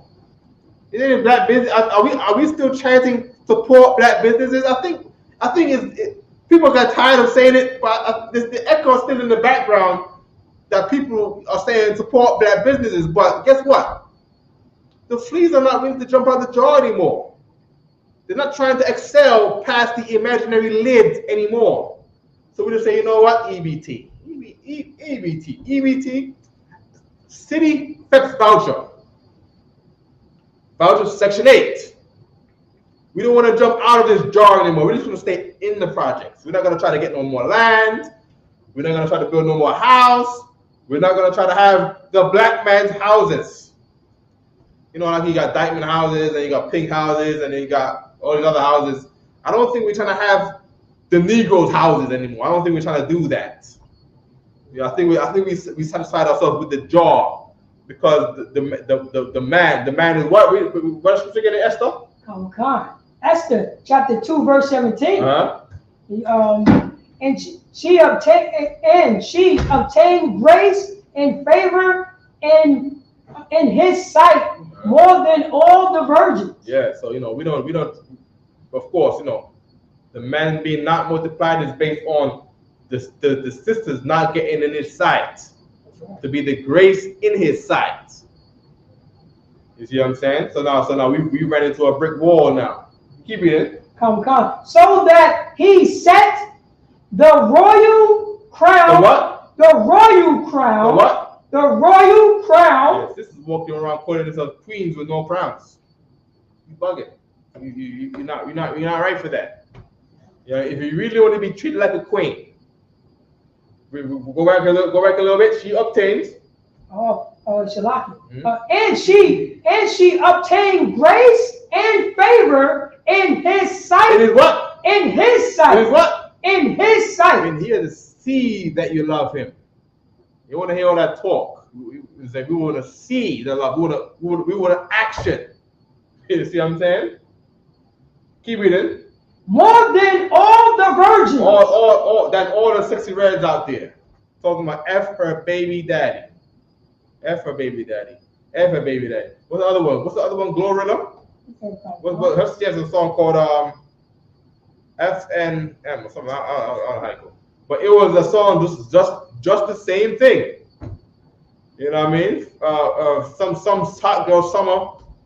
You know what I mean? They're pregnant, dancing on the car with no rules, jumping out the window. You know what I mean? Falling out the car is drifting, getting a broken leg when the car comes drifting right back around on your leg. Got no guidance. You see what I'm saying? It's doing all the wrong things, not gaining the favor in the sight of your husband more than all the other virgins. So what? Keep it in. So that he set the royal crown upon her head. And so therefore, your black man in your neighborhood and the Latino man in your neighborhood is not sitting no crown on your head, queen. There's no crown on your head, queen, because he won't set a crown on your head, queen. Okay? So when sisters out there talking about they queens, you become a queen by a man, your man, setting a crown on your head. Now, did your man do that for you? I don't think he did. I don't think he did that. I don't think you're the queen that you say you are. To be a queen, you gotta be crowned the queen. Your man did not crown you the queen. You know, to have the favor in his sight above all the other virgins. I don't think you're the queen that you say you are. I'm gonna tell you about sisters who are royalty. Sisters who are royalty, you find them in the UPK. There are sisters who are royalty in the UPK. There's crowns on their head in the UPK. There's spiritual crowns on these sisters' head in the UPK. And I've seen it. I've seen it so many times. I've seen a brother, you know, just treat this one sister, you know, just so precious to be like, yo, I don't want to say hello to her because he might offend him. He might look at me like, why say hello to my beautiful, wonderful wife that I will die for today? You see what I'm saying? So some brothers just flat out. Now, of course, brothers can say shalom to the sisters. You see what I'm saying? They are sisters and you are their brother. You see what I'm saying? And a sister delicate like that and feeds us. Man, you got some brothers, let's name some of them, man. Mathania, Yetazar Rib. Yo. Heavy sisters. Heavy. Hardcore wet sisters, man. You know what I mean? Yo, come on, man. You know what I mean? You know, some heavy sisters in the UPK. You know what I mean? Yo, if we could, man, we'd all invest in diamonds and just give it to Yetazar to put in his rib, to just crown his rib. That's right. Because she's a wonderful sister. That's right. Straight up wonderful sister. That's right. You see what I'm saying? Name some of these other sisters, man. What wonderful sisters, man. You know what I mean? You know, Myra treat me well. Mm-hmm. You know what I mean? What's the other sisters that be coming to class, man? What's the other sister's name? Brothers, but I don't think there's too many. Because you know, the sisters don't come to the school, so we don't know them. But I know there's sisters out there in UPK treating their husbands wonderfully, feeding the brothers. You know what I mean? Labar, my pa's rib, Labar. Always send food to us, man. Always send food to us. You see what I'm saying? Wonderful sisters. You know what I mean? Kind-hearted to do something like that. And you know, I've never even heard her speak. Who even knows what Labar's voice sounds like? You ever heard my pa's rib make no noise? I've never heard her say shalom. No, I heard that. Of course. You heard her say shalom? Yeah. Okay, God. I don't remember the last time we even heard her speak. Yeah. You know what I mean? You know. Go ahead. Shalom, sir. I actually got this. I got this thing up for our sisters that's in the Mormon Church. You know what I mean? And with the Mormon Church, if I can, just let me play because what you dropping is so heavy. Malakwaf rib. Malakwaf in Texas got some ribs, and they are kind, and they are kind to each other. You see what I'm saying? There's two of them, and they always roll together. You see what I'm saying? Yeah, you know what I mean? Yeah, General Hiram's with Tazalaya. Oh, wait. You see what I'm saying? Tazalaya, of the Captain Aria's mother. You see what I'm saying? Kind sisters. You see what I'm saying? I'm just talking about kind. When you see her, you almost gonna do that man Shabbat and the Barak when you see her. You see what I'm saying? Kind sisters. We're not talking about no IUIC sisters. Nah. We're not talking about no church sisters. Trying to tell sisters you gotta get it with an African man. Trying to tell sisters you gotta get with a white man for the better life. We're not talking about those. No. You see what I'm saying? Sisters that tell other sisters how to be good wives. That's what we're talking about. Jonathan Hyman's rib. You know what I mean? Yatazar's rib. That's right. You know what I mean? You know what I mean? You know what I mean? Malakwa's rib. You know what I mean? What's the other ones, man? Some heavy ribs out there. I don't know everybody. Forgive me. I don't know everybody's ribs. You know what I mean? I just remember seeing over the years these notable things over the years, because some man is a friend at the table and some woman is a friend at the table. You know what I mean? But in the day of affliction, will they continue with you in the day of affliction, in the day of trouble? Will they affliction will they continue with you, like it says in the book of Ecclesiastes chapter 6? It's like a process. I used to go and process. Come on. So I'm gonna share this right here. So you can hear what exactly is going on, sir. Right here, and They got my rib, bought me this wonderful bottle of water. Oh, most side. The bottle is metal. I don't know how they said it, metal bottles in the store. You know what I mean? Yeah, we was talking about I'm big up my rib that cook for me every day. Give me 10 star Jamaican food every single day. Every day.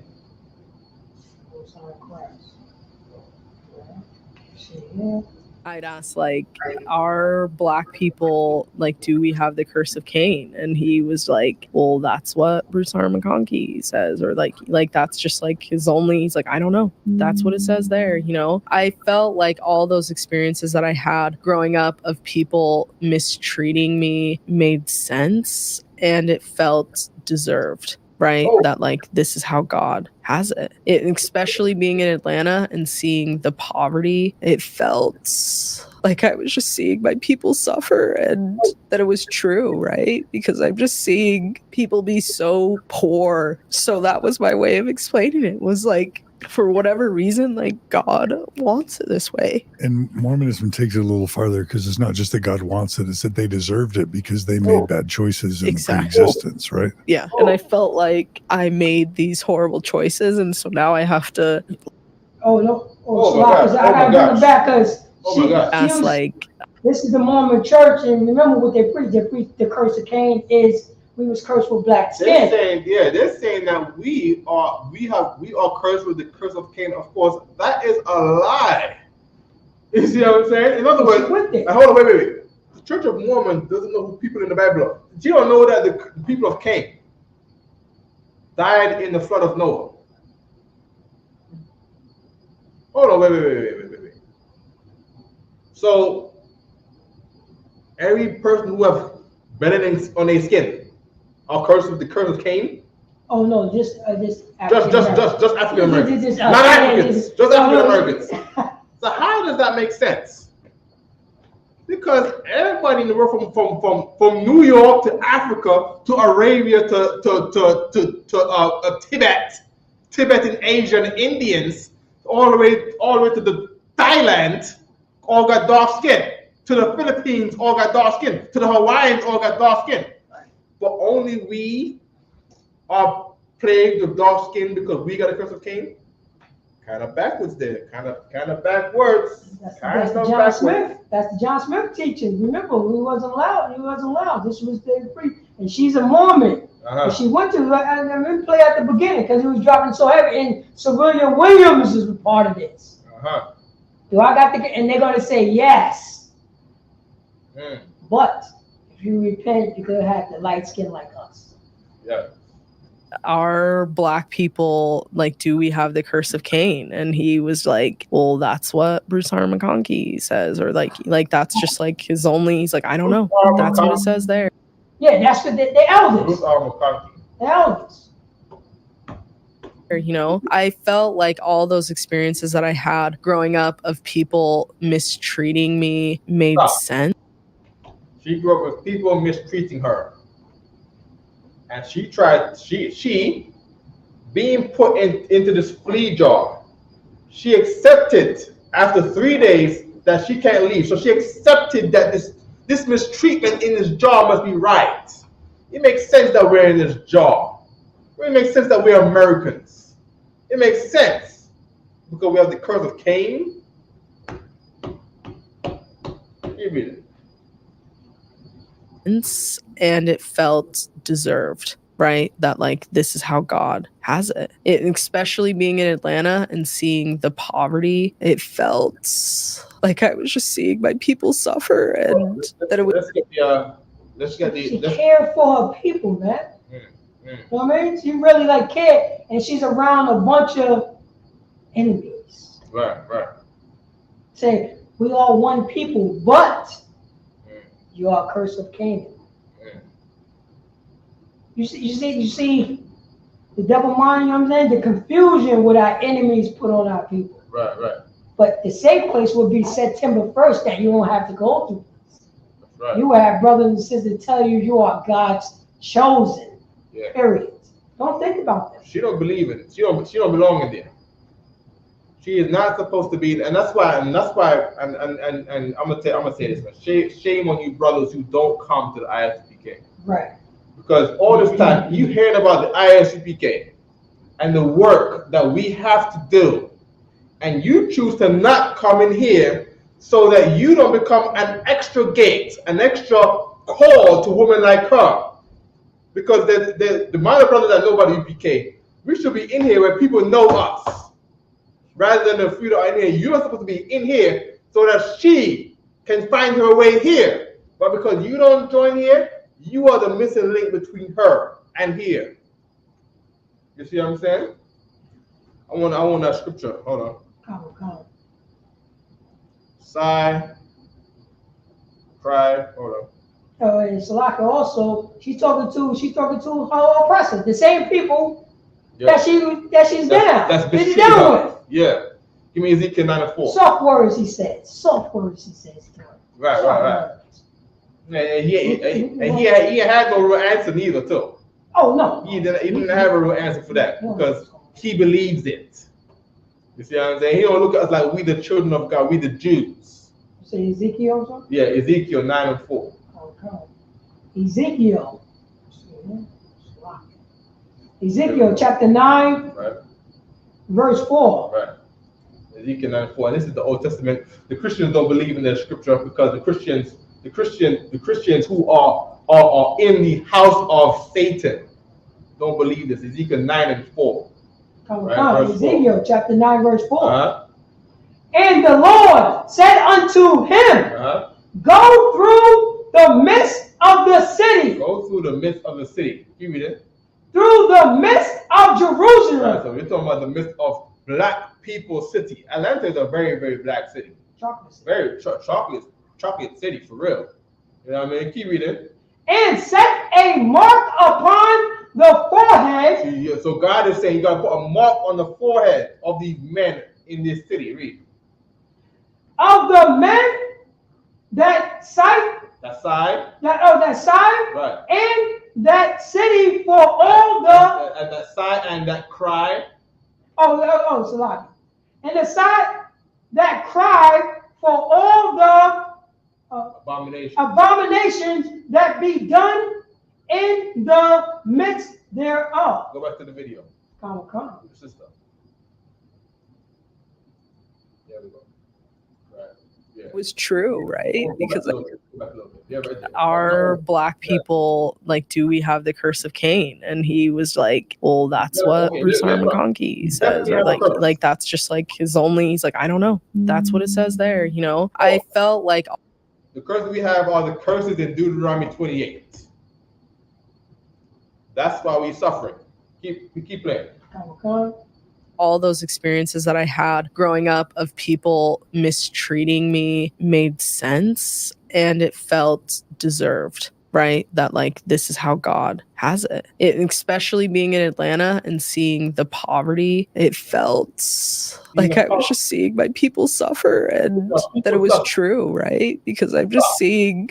And then she cries. That's the scripture we just read. That's the scripture we just read. Get the scripture again? Come. Ezekiel. She cried and she sighed for the abominations of her people in the city. Our people in the city are suffering. Why? Because they are on drugs.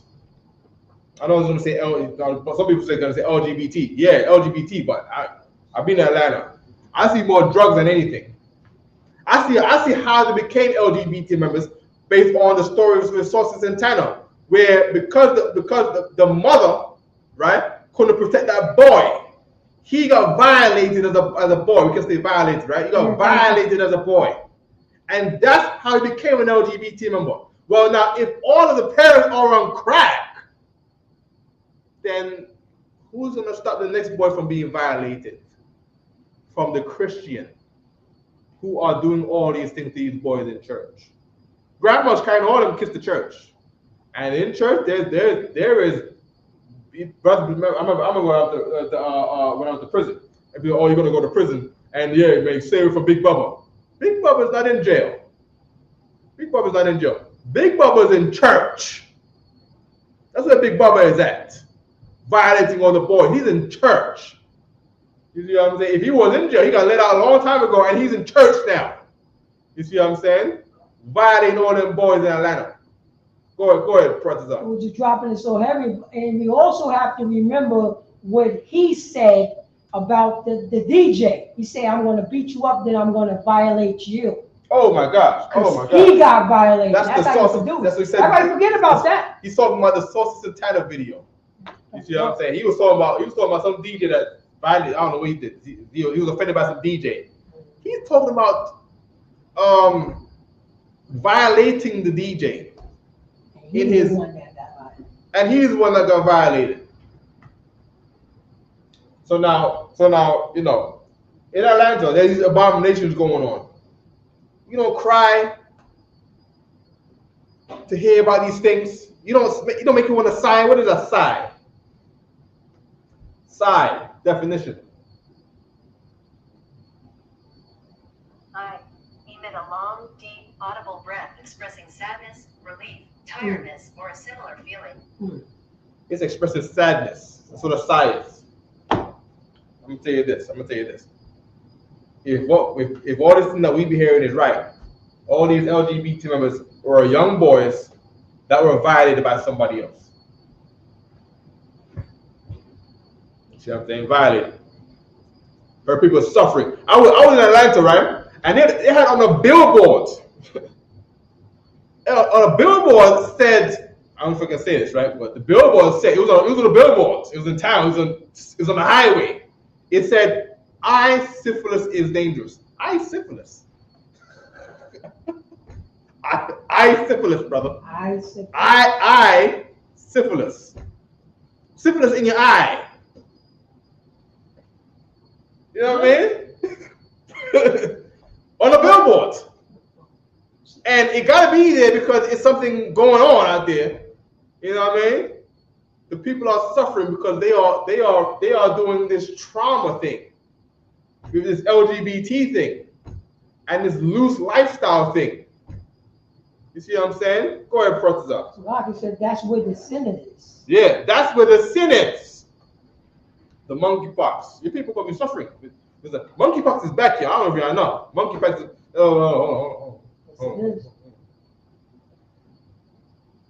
Has the new strain of monkeypox now been found in the United States? August 19th, 2024.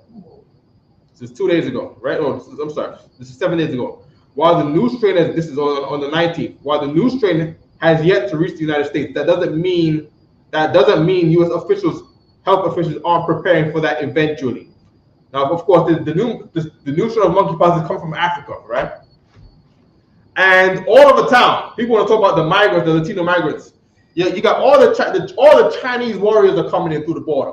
That's right. All the white men are complaining that on the news is all Latinos, but at the border on site is all young Chinese men. All the Chinese warriors are here. Clean. Yeah, They healthy. You know what I mean? They came across. They look like they just came from Hong Kong, 5 miles down the road from a plane in Mexico.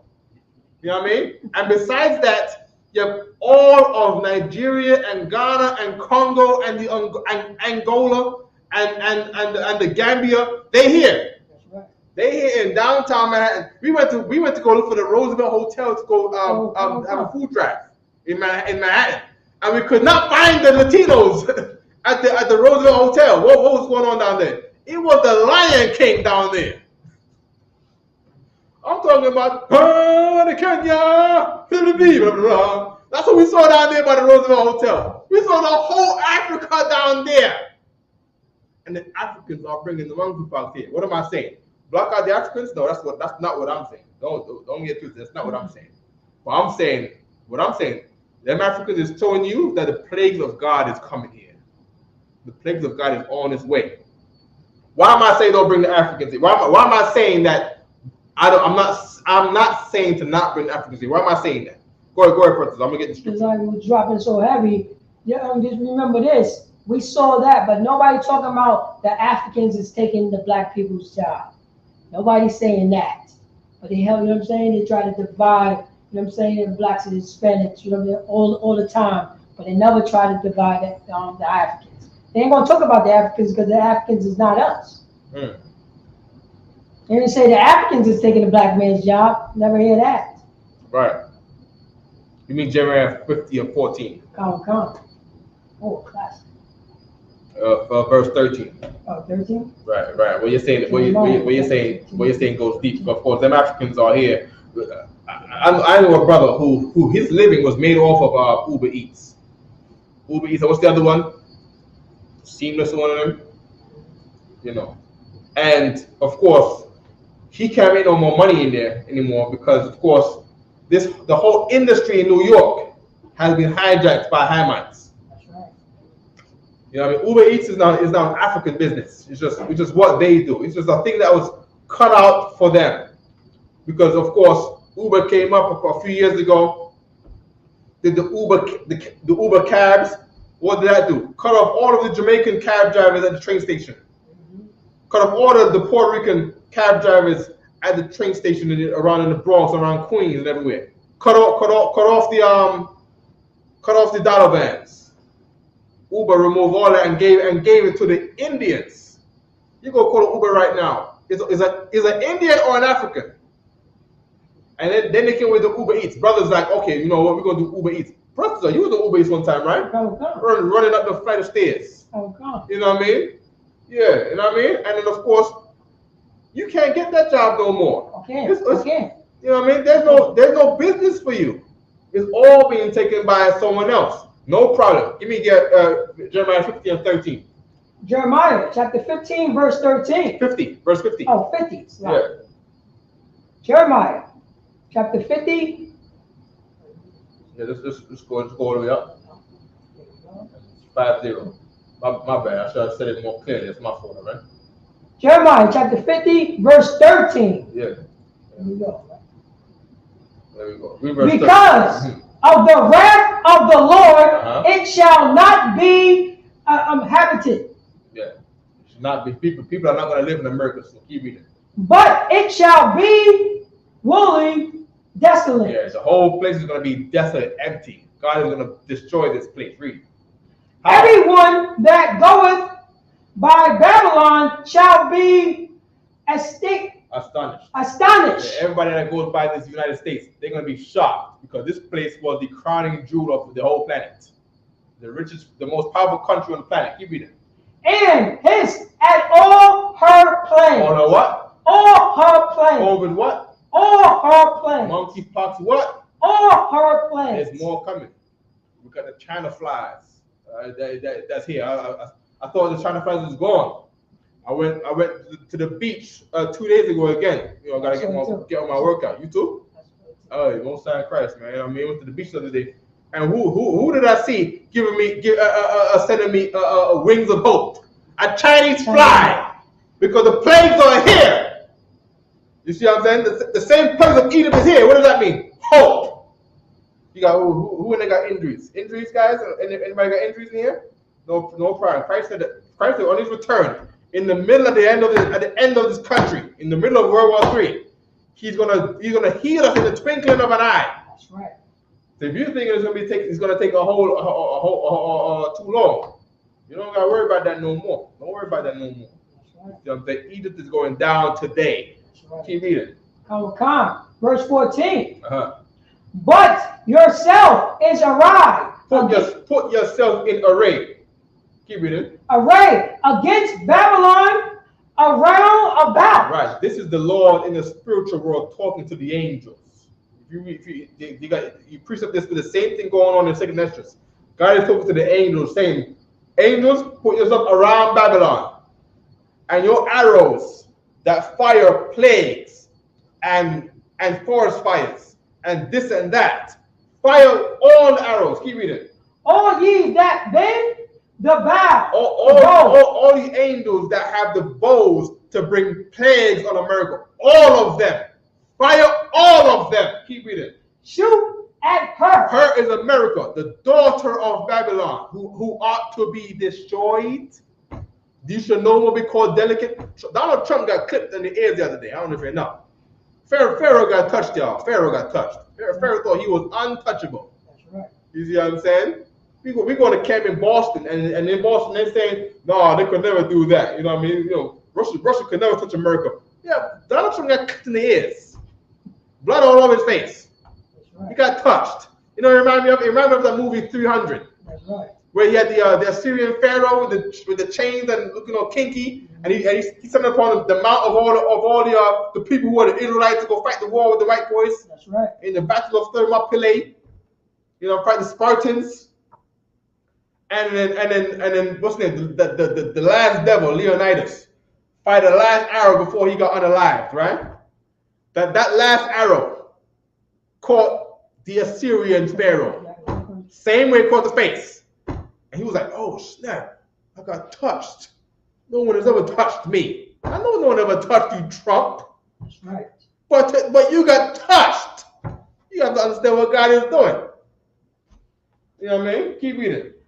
Spare no arrows. Do what? Spare no arrows. Angels ain't allowed to spare no arrows at this time. That's what God said. And God is saying that then. And this is being played out right now. This was not being played out then. God is letting you know in prophecy. This is the order to come, and that order is going on now. Keep reading. For she, America what? For she, for New York what? For she, Chicago what? For she, all the states what? For she, read. Has sinned against the Lord. You know what it means to sin? It means you violated God. That's what it means to sin. A sin is a spit in the face at God. Right. That's how he counts it. You see what I'm saying? America has violated God. And God is saying, yo, don't spare no arrows. I know things still look intact right now. And I know the trains are still running, the buses are still running. But the financial system is about to collapse. The whole airport got hacked the other day. They called it a Microsoft glitch. Because they thought they were invincible with all their computers and they Windows wall and the firewall. Right. No, don't be silly. Spare no arrows. Fire those plagues and fire the plagues of the computers and fire the plagues of everything. You know what I mean? Brother, been telling you a long time, man. The Wall Street gonna crash, man. Right. You know what I mean? Israel and what's it called again? Hamas be firing missiles all week. Oh, that's right. You see what I'm saying? Peace done. Peace treaty done. Forget the peace treaty. Forget that. You see what I'm saying? Just Hezbollah in there now. Hold on. Hezbollah firing out Israel. There we go. Israel and Hezbollah. That's the thing that they wanted to avoid. They didn't want Hezbollah to start firing at the Israelis. That's right. Because that means Iran steps in. And when Iran steps in, Russia steps in. And when Russia steps in, America has to back in for Israel. And China. and all the European countries. Israel and they have to. Israel and Hezbollah exchanged heavy fire in major escalation 21 hours ago. Major escalation. Country's going down. Spare no arrows, angels. Let it fly. You know what I mean? Bring the monkeypox. And with that, I pass the class to priest and officer of 1,000. Clap it up. Sorry, Christ.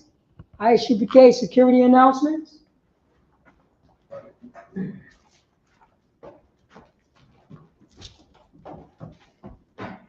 We are the ISUPK. Start out the 1 West 125th Street, Harlem, New York. Rule for a new brother or sister and sister. When a new brother or sister come into the school, they are off limit for 6 months. They are here to be saluted only. They are here to be they are here to shed themselves of the world. If they need transportation, the teacher will arrange it. After 6 months, if a brother or sister has an interest in a particular person, he or she must get permission from the head to speak to a brother or sister. There is another 6 month period, 6 months, in which the brother and sister will court each other. After this 6 month period, the brother and sister will get permission from the head to marry. Tithes, which is a commandment, Numbers chapter 18, verse 21, Malachi chapter 3, verse 8 through 10, mean 10 in the Hebrew, ma'ashoda. 10% of every penny of any increase that the Most High give you, give to Treasury Department or teacher. Priest fund, free will offering for priests, not mandatory. Whatsoever amount you would like. Upcoming holy convocation is the memorial of blowing of the trumpets. Let me see, announce the holy reminder Akim and Aquafium to check the bulletin board in the hallway, or go to isupk.com. If anyone wants to be a trooper in the school, to start wearing all black boots, shirts, pants, headband, and scarf. And also on September 1st, ISUPK headquarters in Harlem will be having our annual barbecue at Marcus Garvey Park. Marcus Garvey Park in Harlem, New York. You can go to isupk.com, scroll down, look for Harlem, New York. And with that, men of Israel, we're going to give one courtesy salute. Men of Israel, Amadu, which means to stand. Men of Israel, Amad Shabbat, Amadu, Barak, Yahweh Hashem Yashar Rakatah. Yazbata, class dismissed.